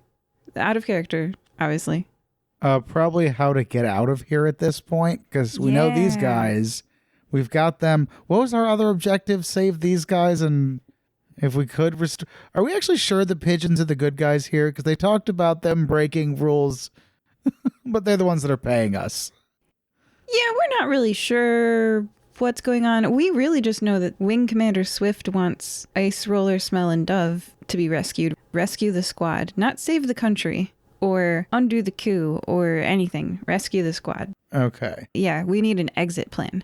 What the Eagle wants is to do a good job. And what a good job means is to make sure the coup goes off successfully, not necessarily to guard these 4 insignificant pigeons. So I'm going to offer the war in exchange for the battle, right? I mean, if you can convince him of that, that sounds like a great idea. I'm going to give the Eagle what the Eagle wants. And I'm going to say, Eagle, you have fought well. I will spare your and your friends' lives. And I will tell you where the leader, Wing Commander Swift, is, leading you ultimately to victory in this day. But we need to rescue Ice Roller, Smell, and Dove, the squad. And if you can let me leave this place with them, then you can have your successful coup. I will leave this mountain uncat assaulted. But if you do not show me a good exit to this hallway, I will have my cat eat all of your eagles in the command room. I've been there, and I describe it in great detail, with the quiddities of the room showing the truth of what I'm saying. And we will find out the response after this quick break. Ah. You've been listening to the Fire Breathing Kittens podcast. We'll be back in a couple of minutes, but while we're here, if you fancy leaving a nice rating and review on whatever podcast platform you're listening on, it would be much appreciated. It helps so much. And that's the same for basically any other podcast you listen to. And we will all just thank you in advance. So for the moment, we'll hit a quick pause while we go and have a bit of a break ourselves. So we'll say see you in a moment to Sadie. Yeah. And Bill. This fight was for the birds. Bye. Bye. Today's mid-episode shout-out is, quote, a special thanks to our local San Jose dining room volunteer, Layla.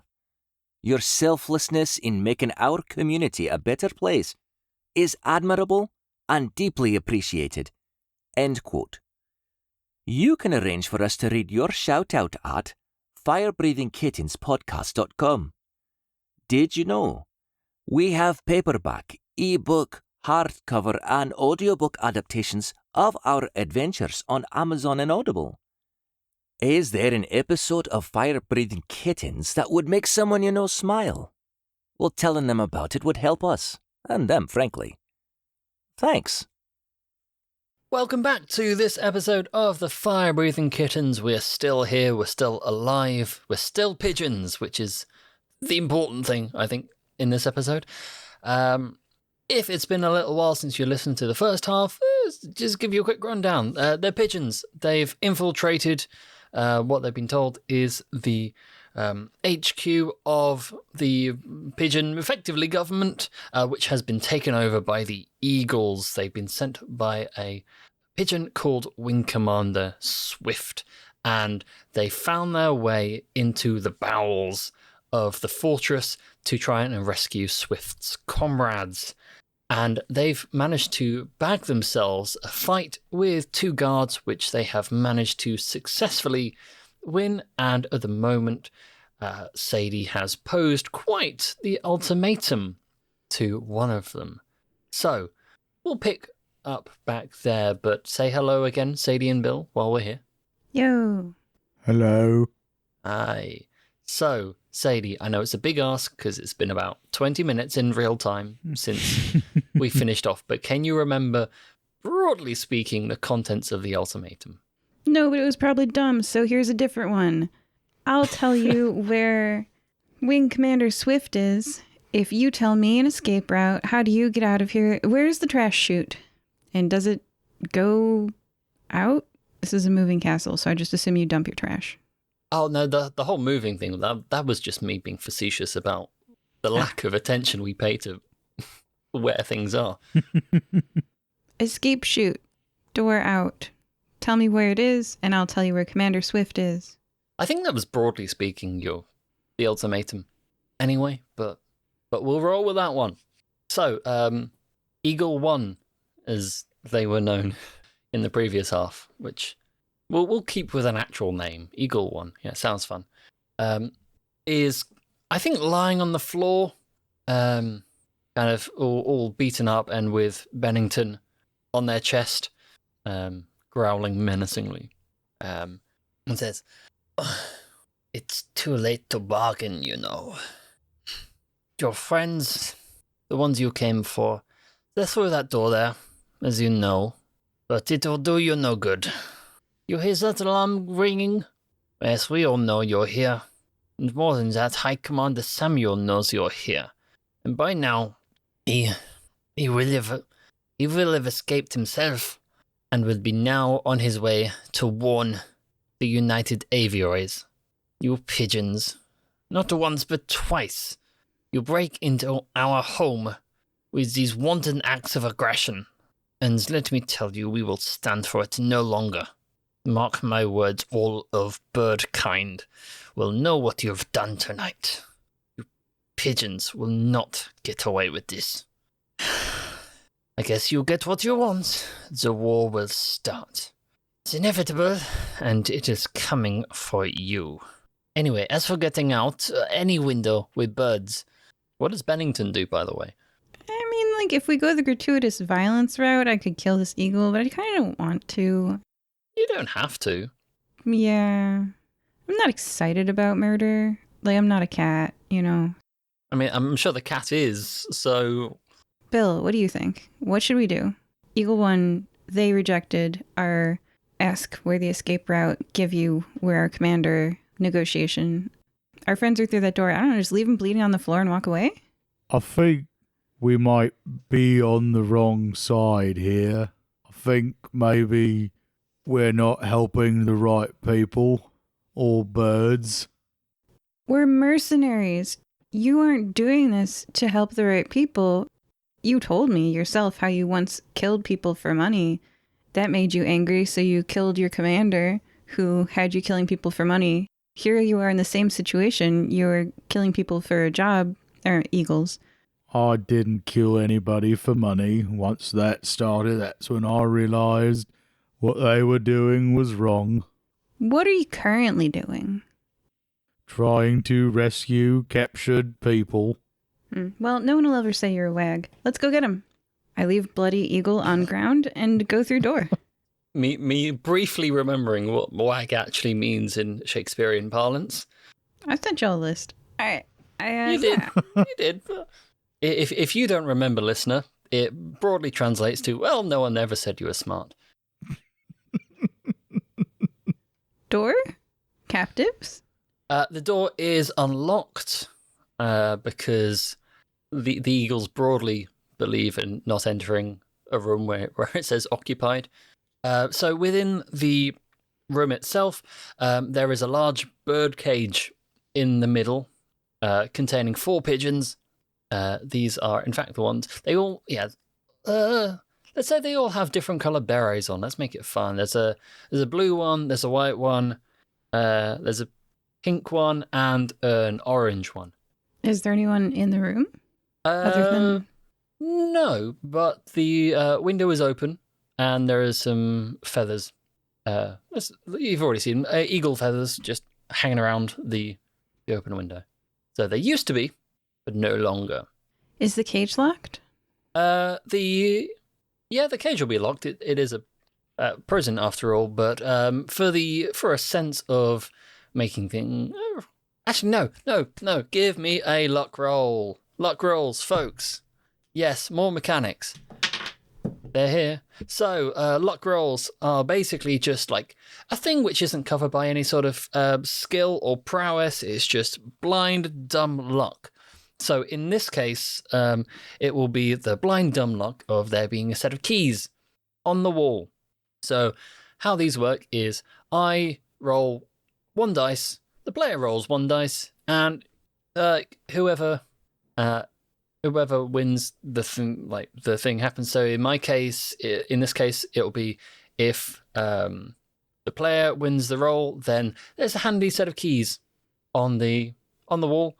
If there's not, or if I win, there is not, and they'll have to find. If they want to let them go, they'll have to find some other way of busting them out. So for a set of keys, let's roll them. There's going to be a set of keys. I rolled a 1. But Players win all ties? no, well, stalemates happen when there are ties, but like that in the case of a stalemate, the most kind of natural neutral thing happens, and I think within like a jail cell, there's going to be some keys on the wall. All right. Sounds like there's keys on the wall. Yeah, so so basically, without you having to roll at all, there are now some keys on the wall. Just like taking all that in, we'll get. So yes, there are 4 pigeons in the cage. So this is Ice, Roller, Smell, and Dove. Let's go for Ice wearing the blue beret, Dove wearing the white, Smell wearing the pink, and Roller wearing the orange. I'm not sure why I'm putting this much detail into it, but why not? So I'll just make Ice the mouthpiece of the 4 of them. So Ice sees like 2 new pigeons wander in, says, "Oh, is it done then? Is the war started? Has the time finally come for pigeon supremacy in the sky? About time too, to be honest." I don't think that Bill should bluff them, so I'm going to attempt to bluff them before Bill literally tells them everything. So I'm going to try to lie to them, even though this is not my character's strength. So I will say, "Yes, Wing Commander Swift sends his regards, and the head of High Commander Samuel. The plan is nearly at hand.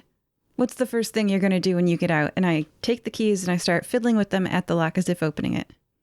So with those words, I'm not going to make you roll or anything, because you've said some magic words. They'll kind of like just put their heads together and kind of talk amongst themselves, and you'll be able to hear what they're saying.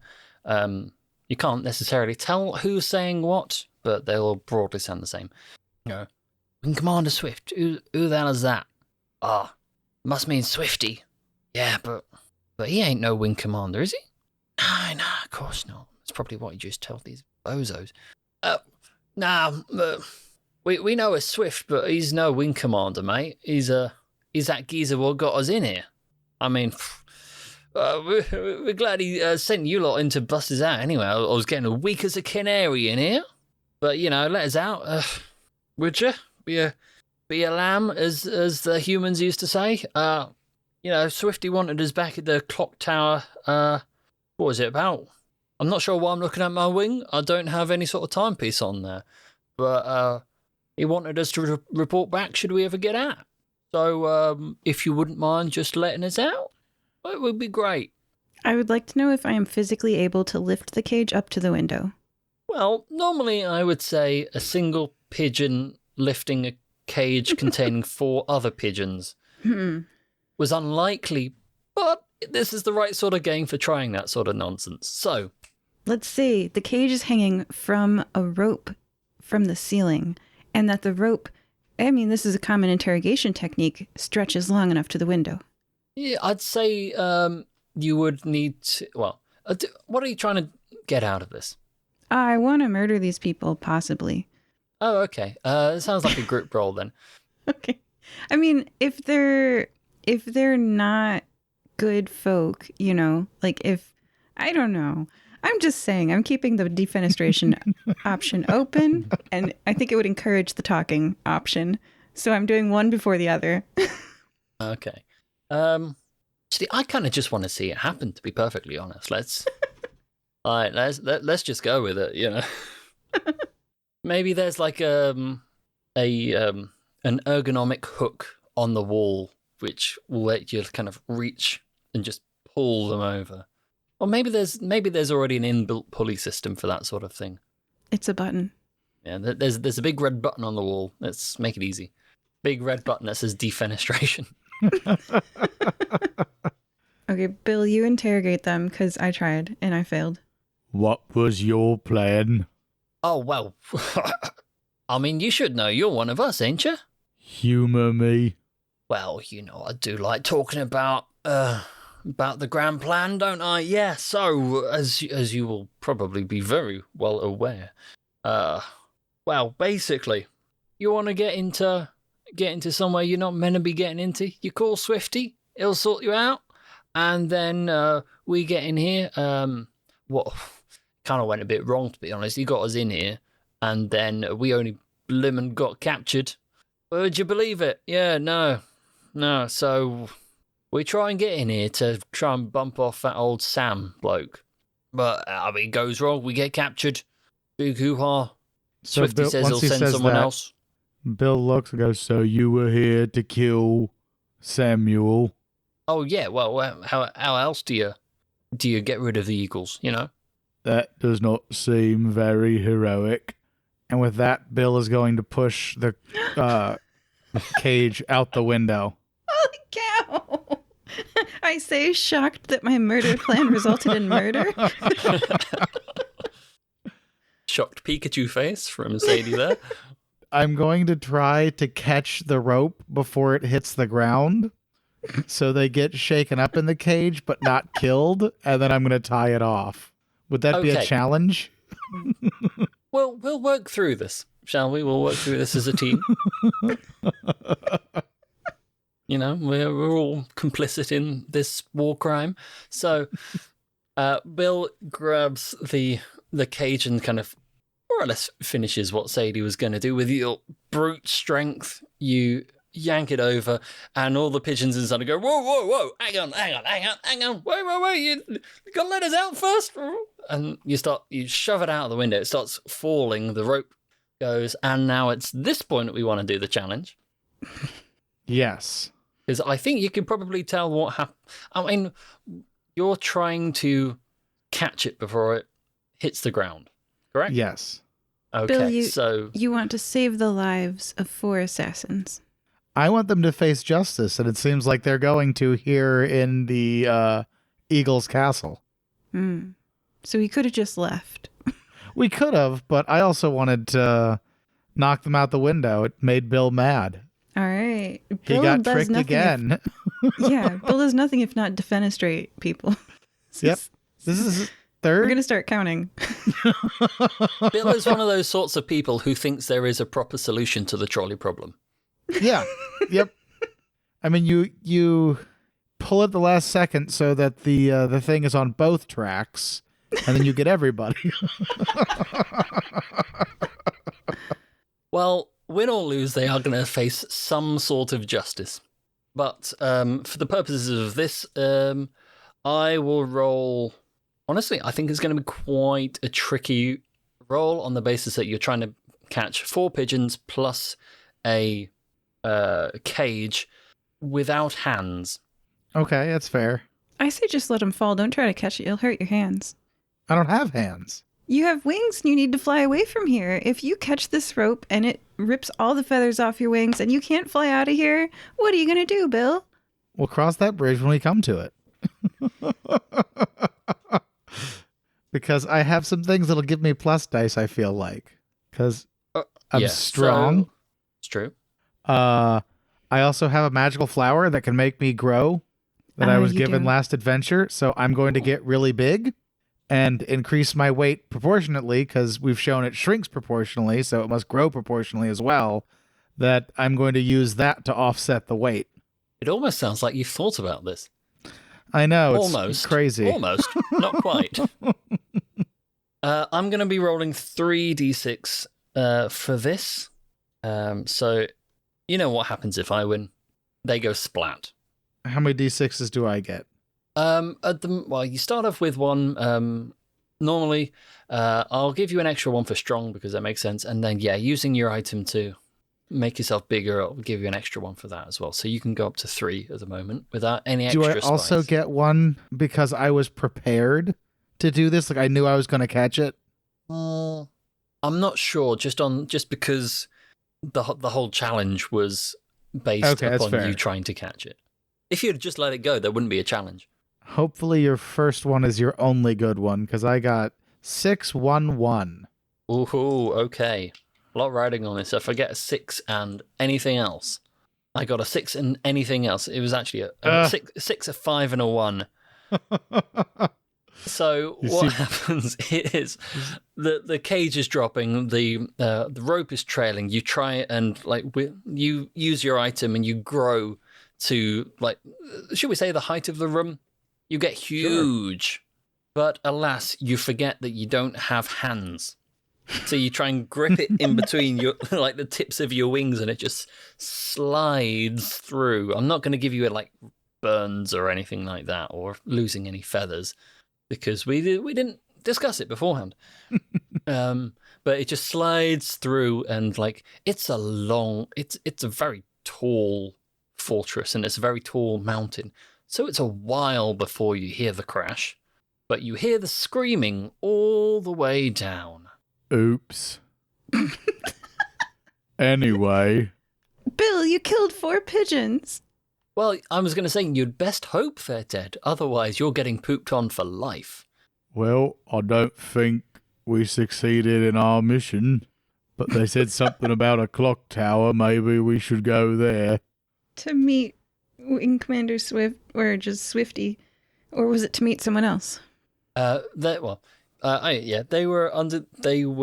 instructed to try and meet back with Swift after they were released, or however they managed to get out.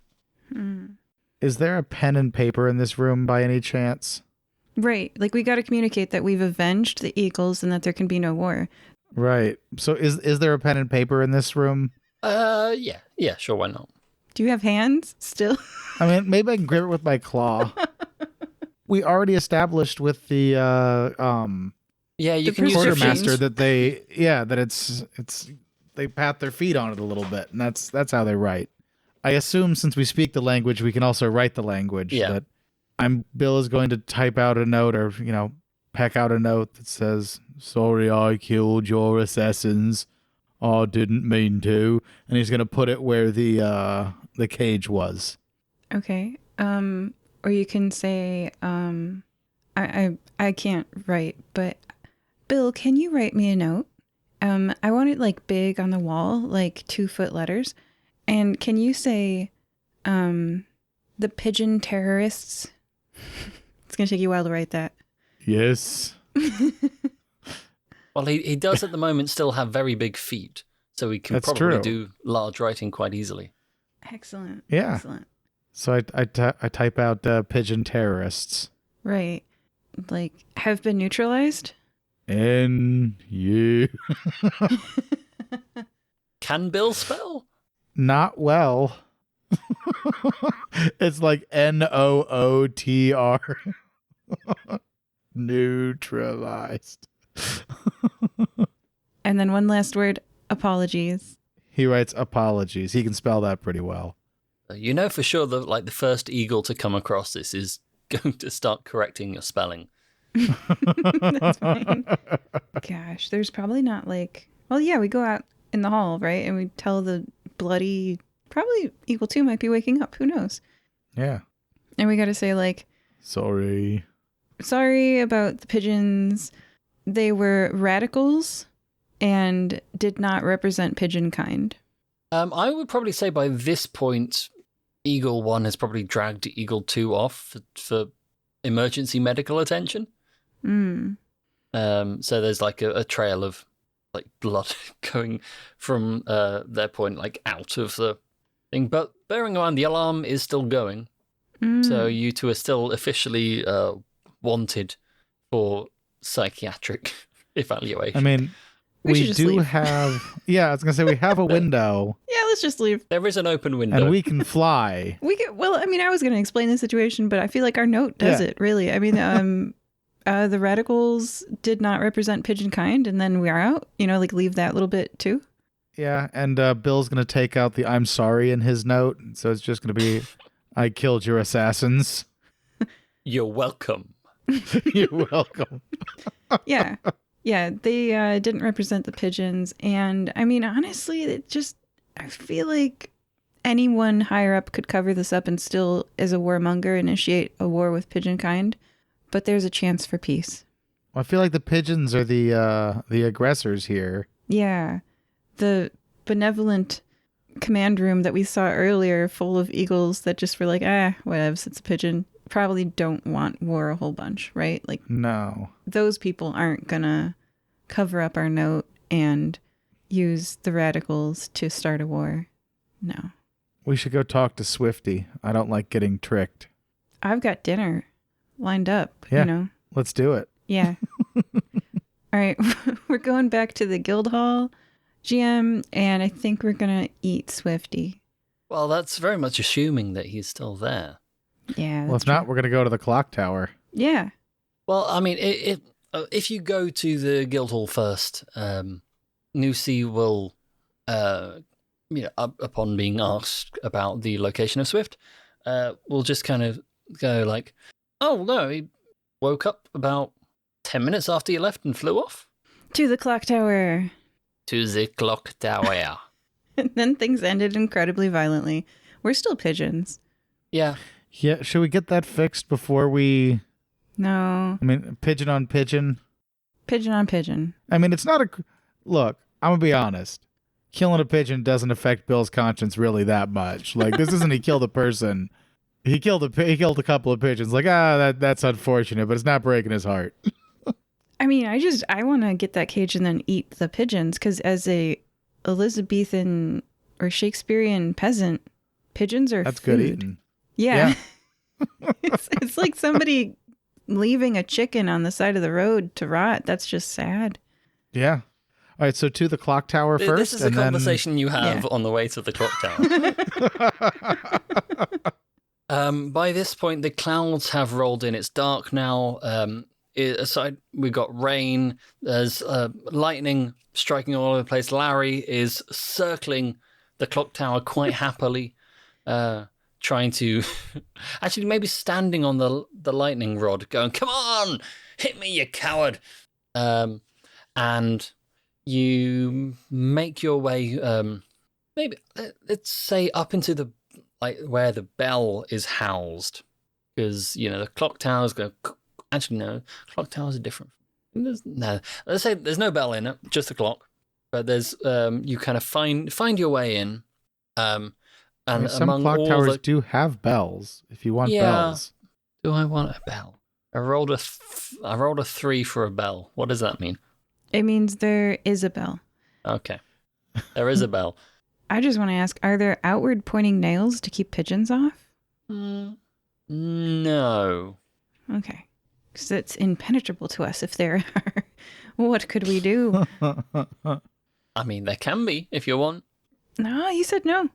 Okay, yeah. So you managed to make your way. Kind of, let's say there's a gap in the brickwork somewhere, which is just enough to be able to squeeze through.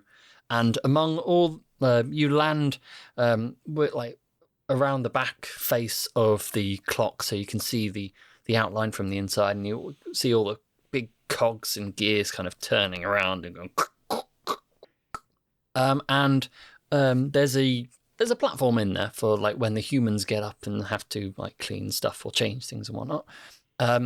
In that there seems to be a load of different boxes full of random oddments and bits and pieces and all sorts of random stuff I don't want to have to start listing. And bustling around that area, kind of just talking to himself a bit and trying to what appears to be getting things organized or moving stuff around a little bit is Swift. He hasn't spotted you yet. What does it look like he's organizing? It looks as though it's kind of going through like a list of items, let's say, and looking over, like doing like inventory. Should we talk to him? Sorry, what was that, Bill?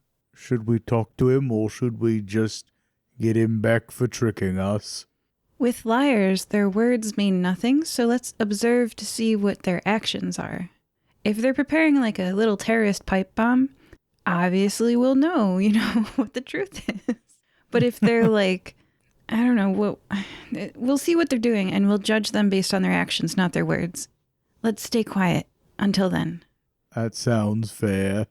Okay, so so it'll be going through a list and go, okay, there's bandages, field supplies, loads, wing ointment, oh, what else we got? This is pricey stuff. Very good. Yeah. Oh, Swifty, you genius, you. Oh, we're gonna have a good couple of years off this. What's this? Oh, goggles, yeah. Oh, God, Swifty, this is your best plan yet. Come on. I will just keep talking until someone says something. So, Bill, from that I conclude that Swifty planned the assassin thing, which didn't work out, and the assassins got caught. And he's out of here. And also probably didn't have the authority to promise me never to get pooped on again. Ah, darn. Swifty didn't speak for all birds. No, so I think we should confront him. Yeah, you were sad about losing that. To find out it was a lie all along. Yeah. Someone else is going to get defenestrated. Uh-oh. So I think... But keep in mind it's a magic bird. This is a bird that turned us into pigeons. So we could just leave, but we'd be pigeons. That's my problem. Let's try to get him to turn us back into ourselves. Yes. And then we'll kill him. Well, maybe. I mean, again, magic bird. So maybe not. Maybe we just get him to turn us into ourselves and we just leave. But yeah, you're right. Let's starting wars. Let's start small and get big. We'll see. Okay. We'll see what happens after. Step 1, don't be pigeons. Right. Step 2, maybe defenestrate another pigeon.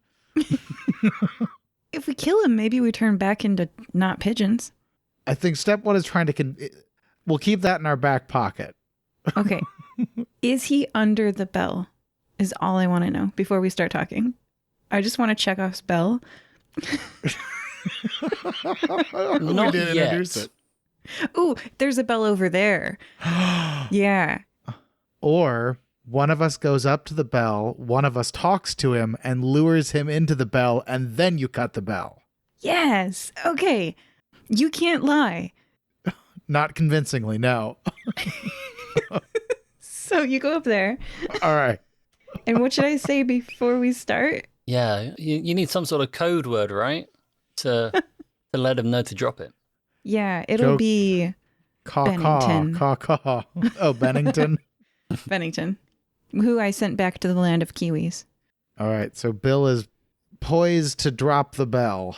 Okay, Bill, I will try to lie. Again, I'm not the best person for this. This is why 3 people games work great, because I'm actually not a great liar. And at least I'm not completely literal, like my stone-faced friend, but I will try. Okay, so I flap, flap, flap, flap, flap. Pigeon wings are so loud.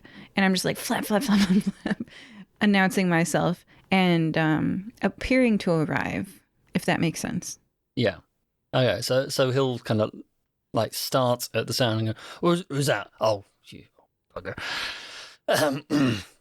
So, how goes the gallant rescue, chums? I have terrible news. That breaks my heart. What news is this?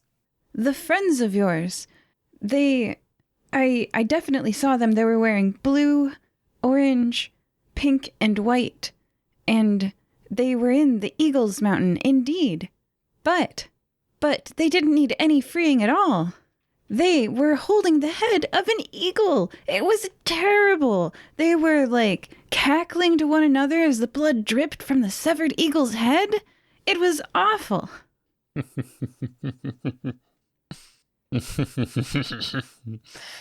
Oh, that is good news. That is good news. I mean, do you mind if I don't do the stupid voice anymore? It's giving me a headache.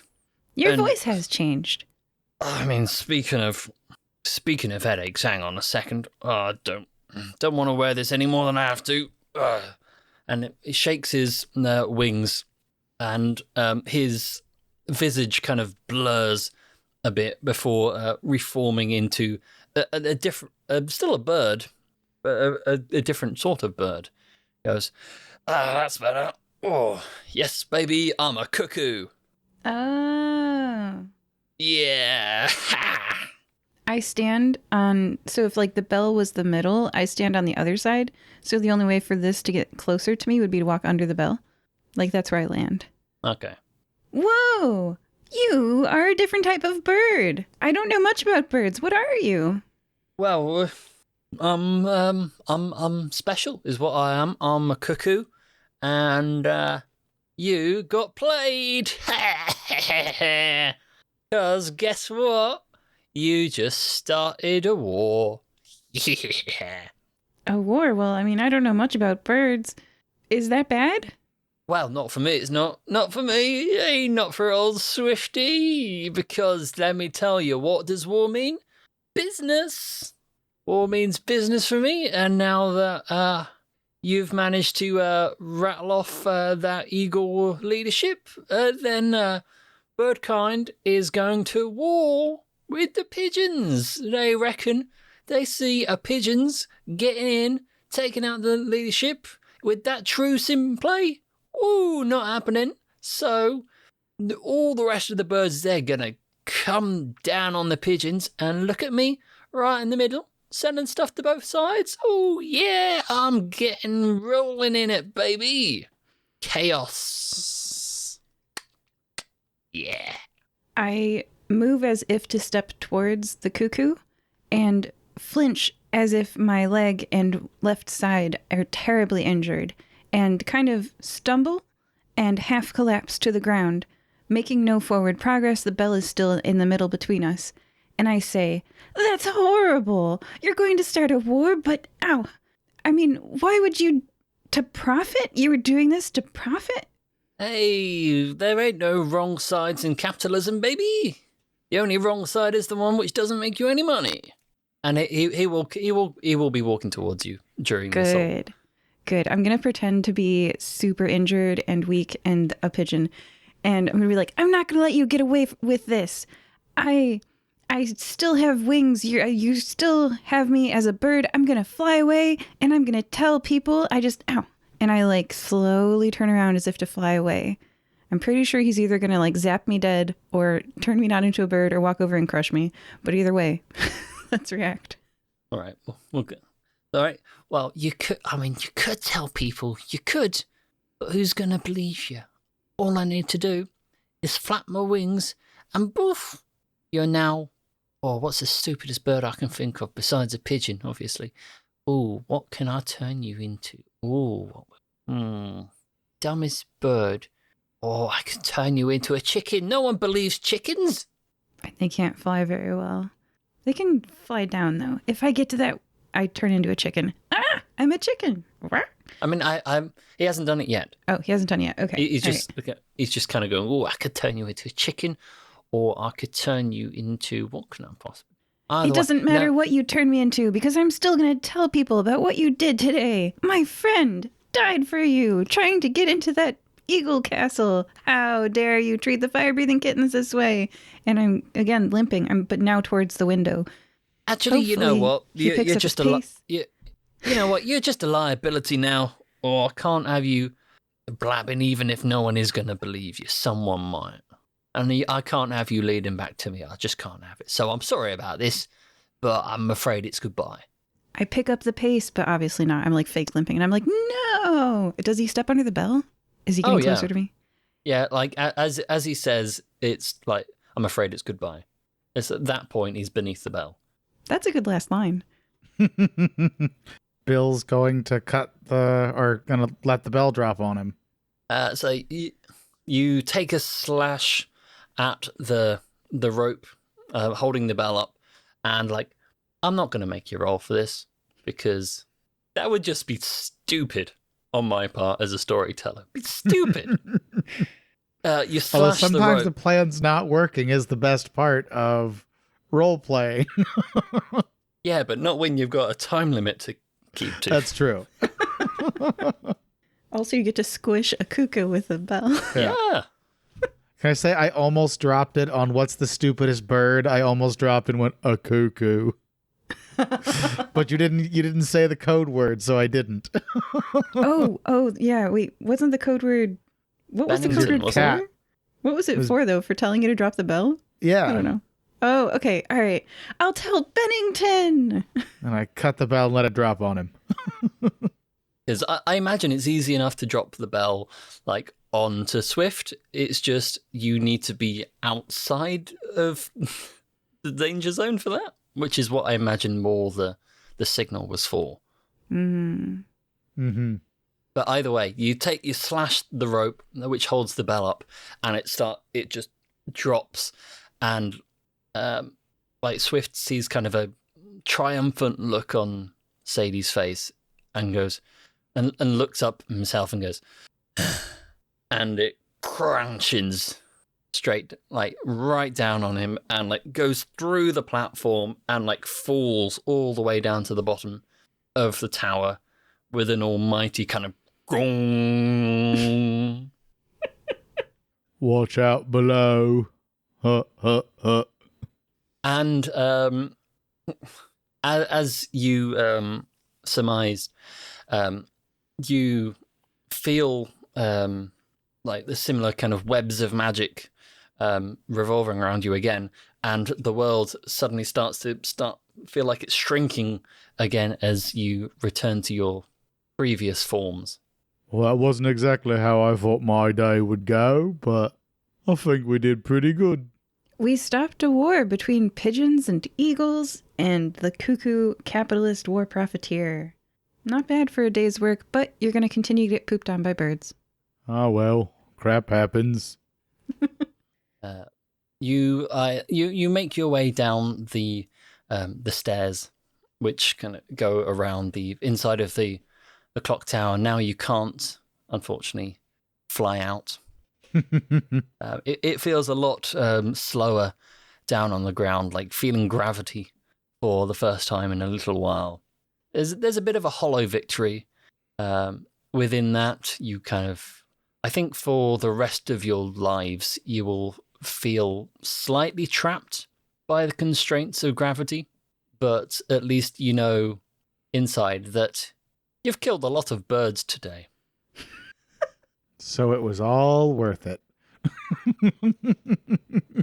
So take from that what you will. But I hope what you've taken from this, listener, is a fun time. So come back next week on the Fire Breathing Kittens podcast for another wacky, zany adventure using a completely different system with a couple of different characters to see what happens next. Who knows? I don't know. You don't know. Let's find out. But for this week, we were joined by Sadie Bye. and Bill. Bye. See you on the next one. Bye.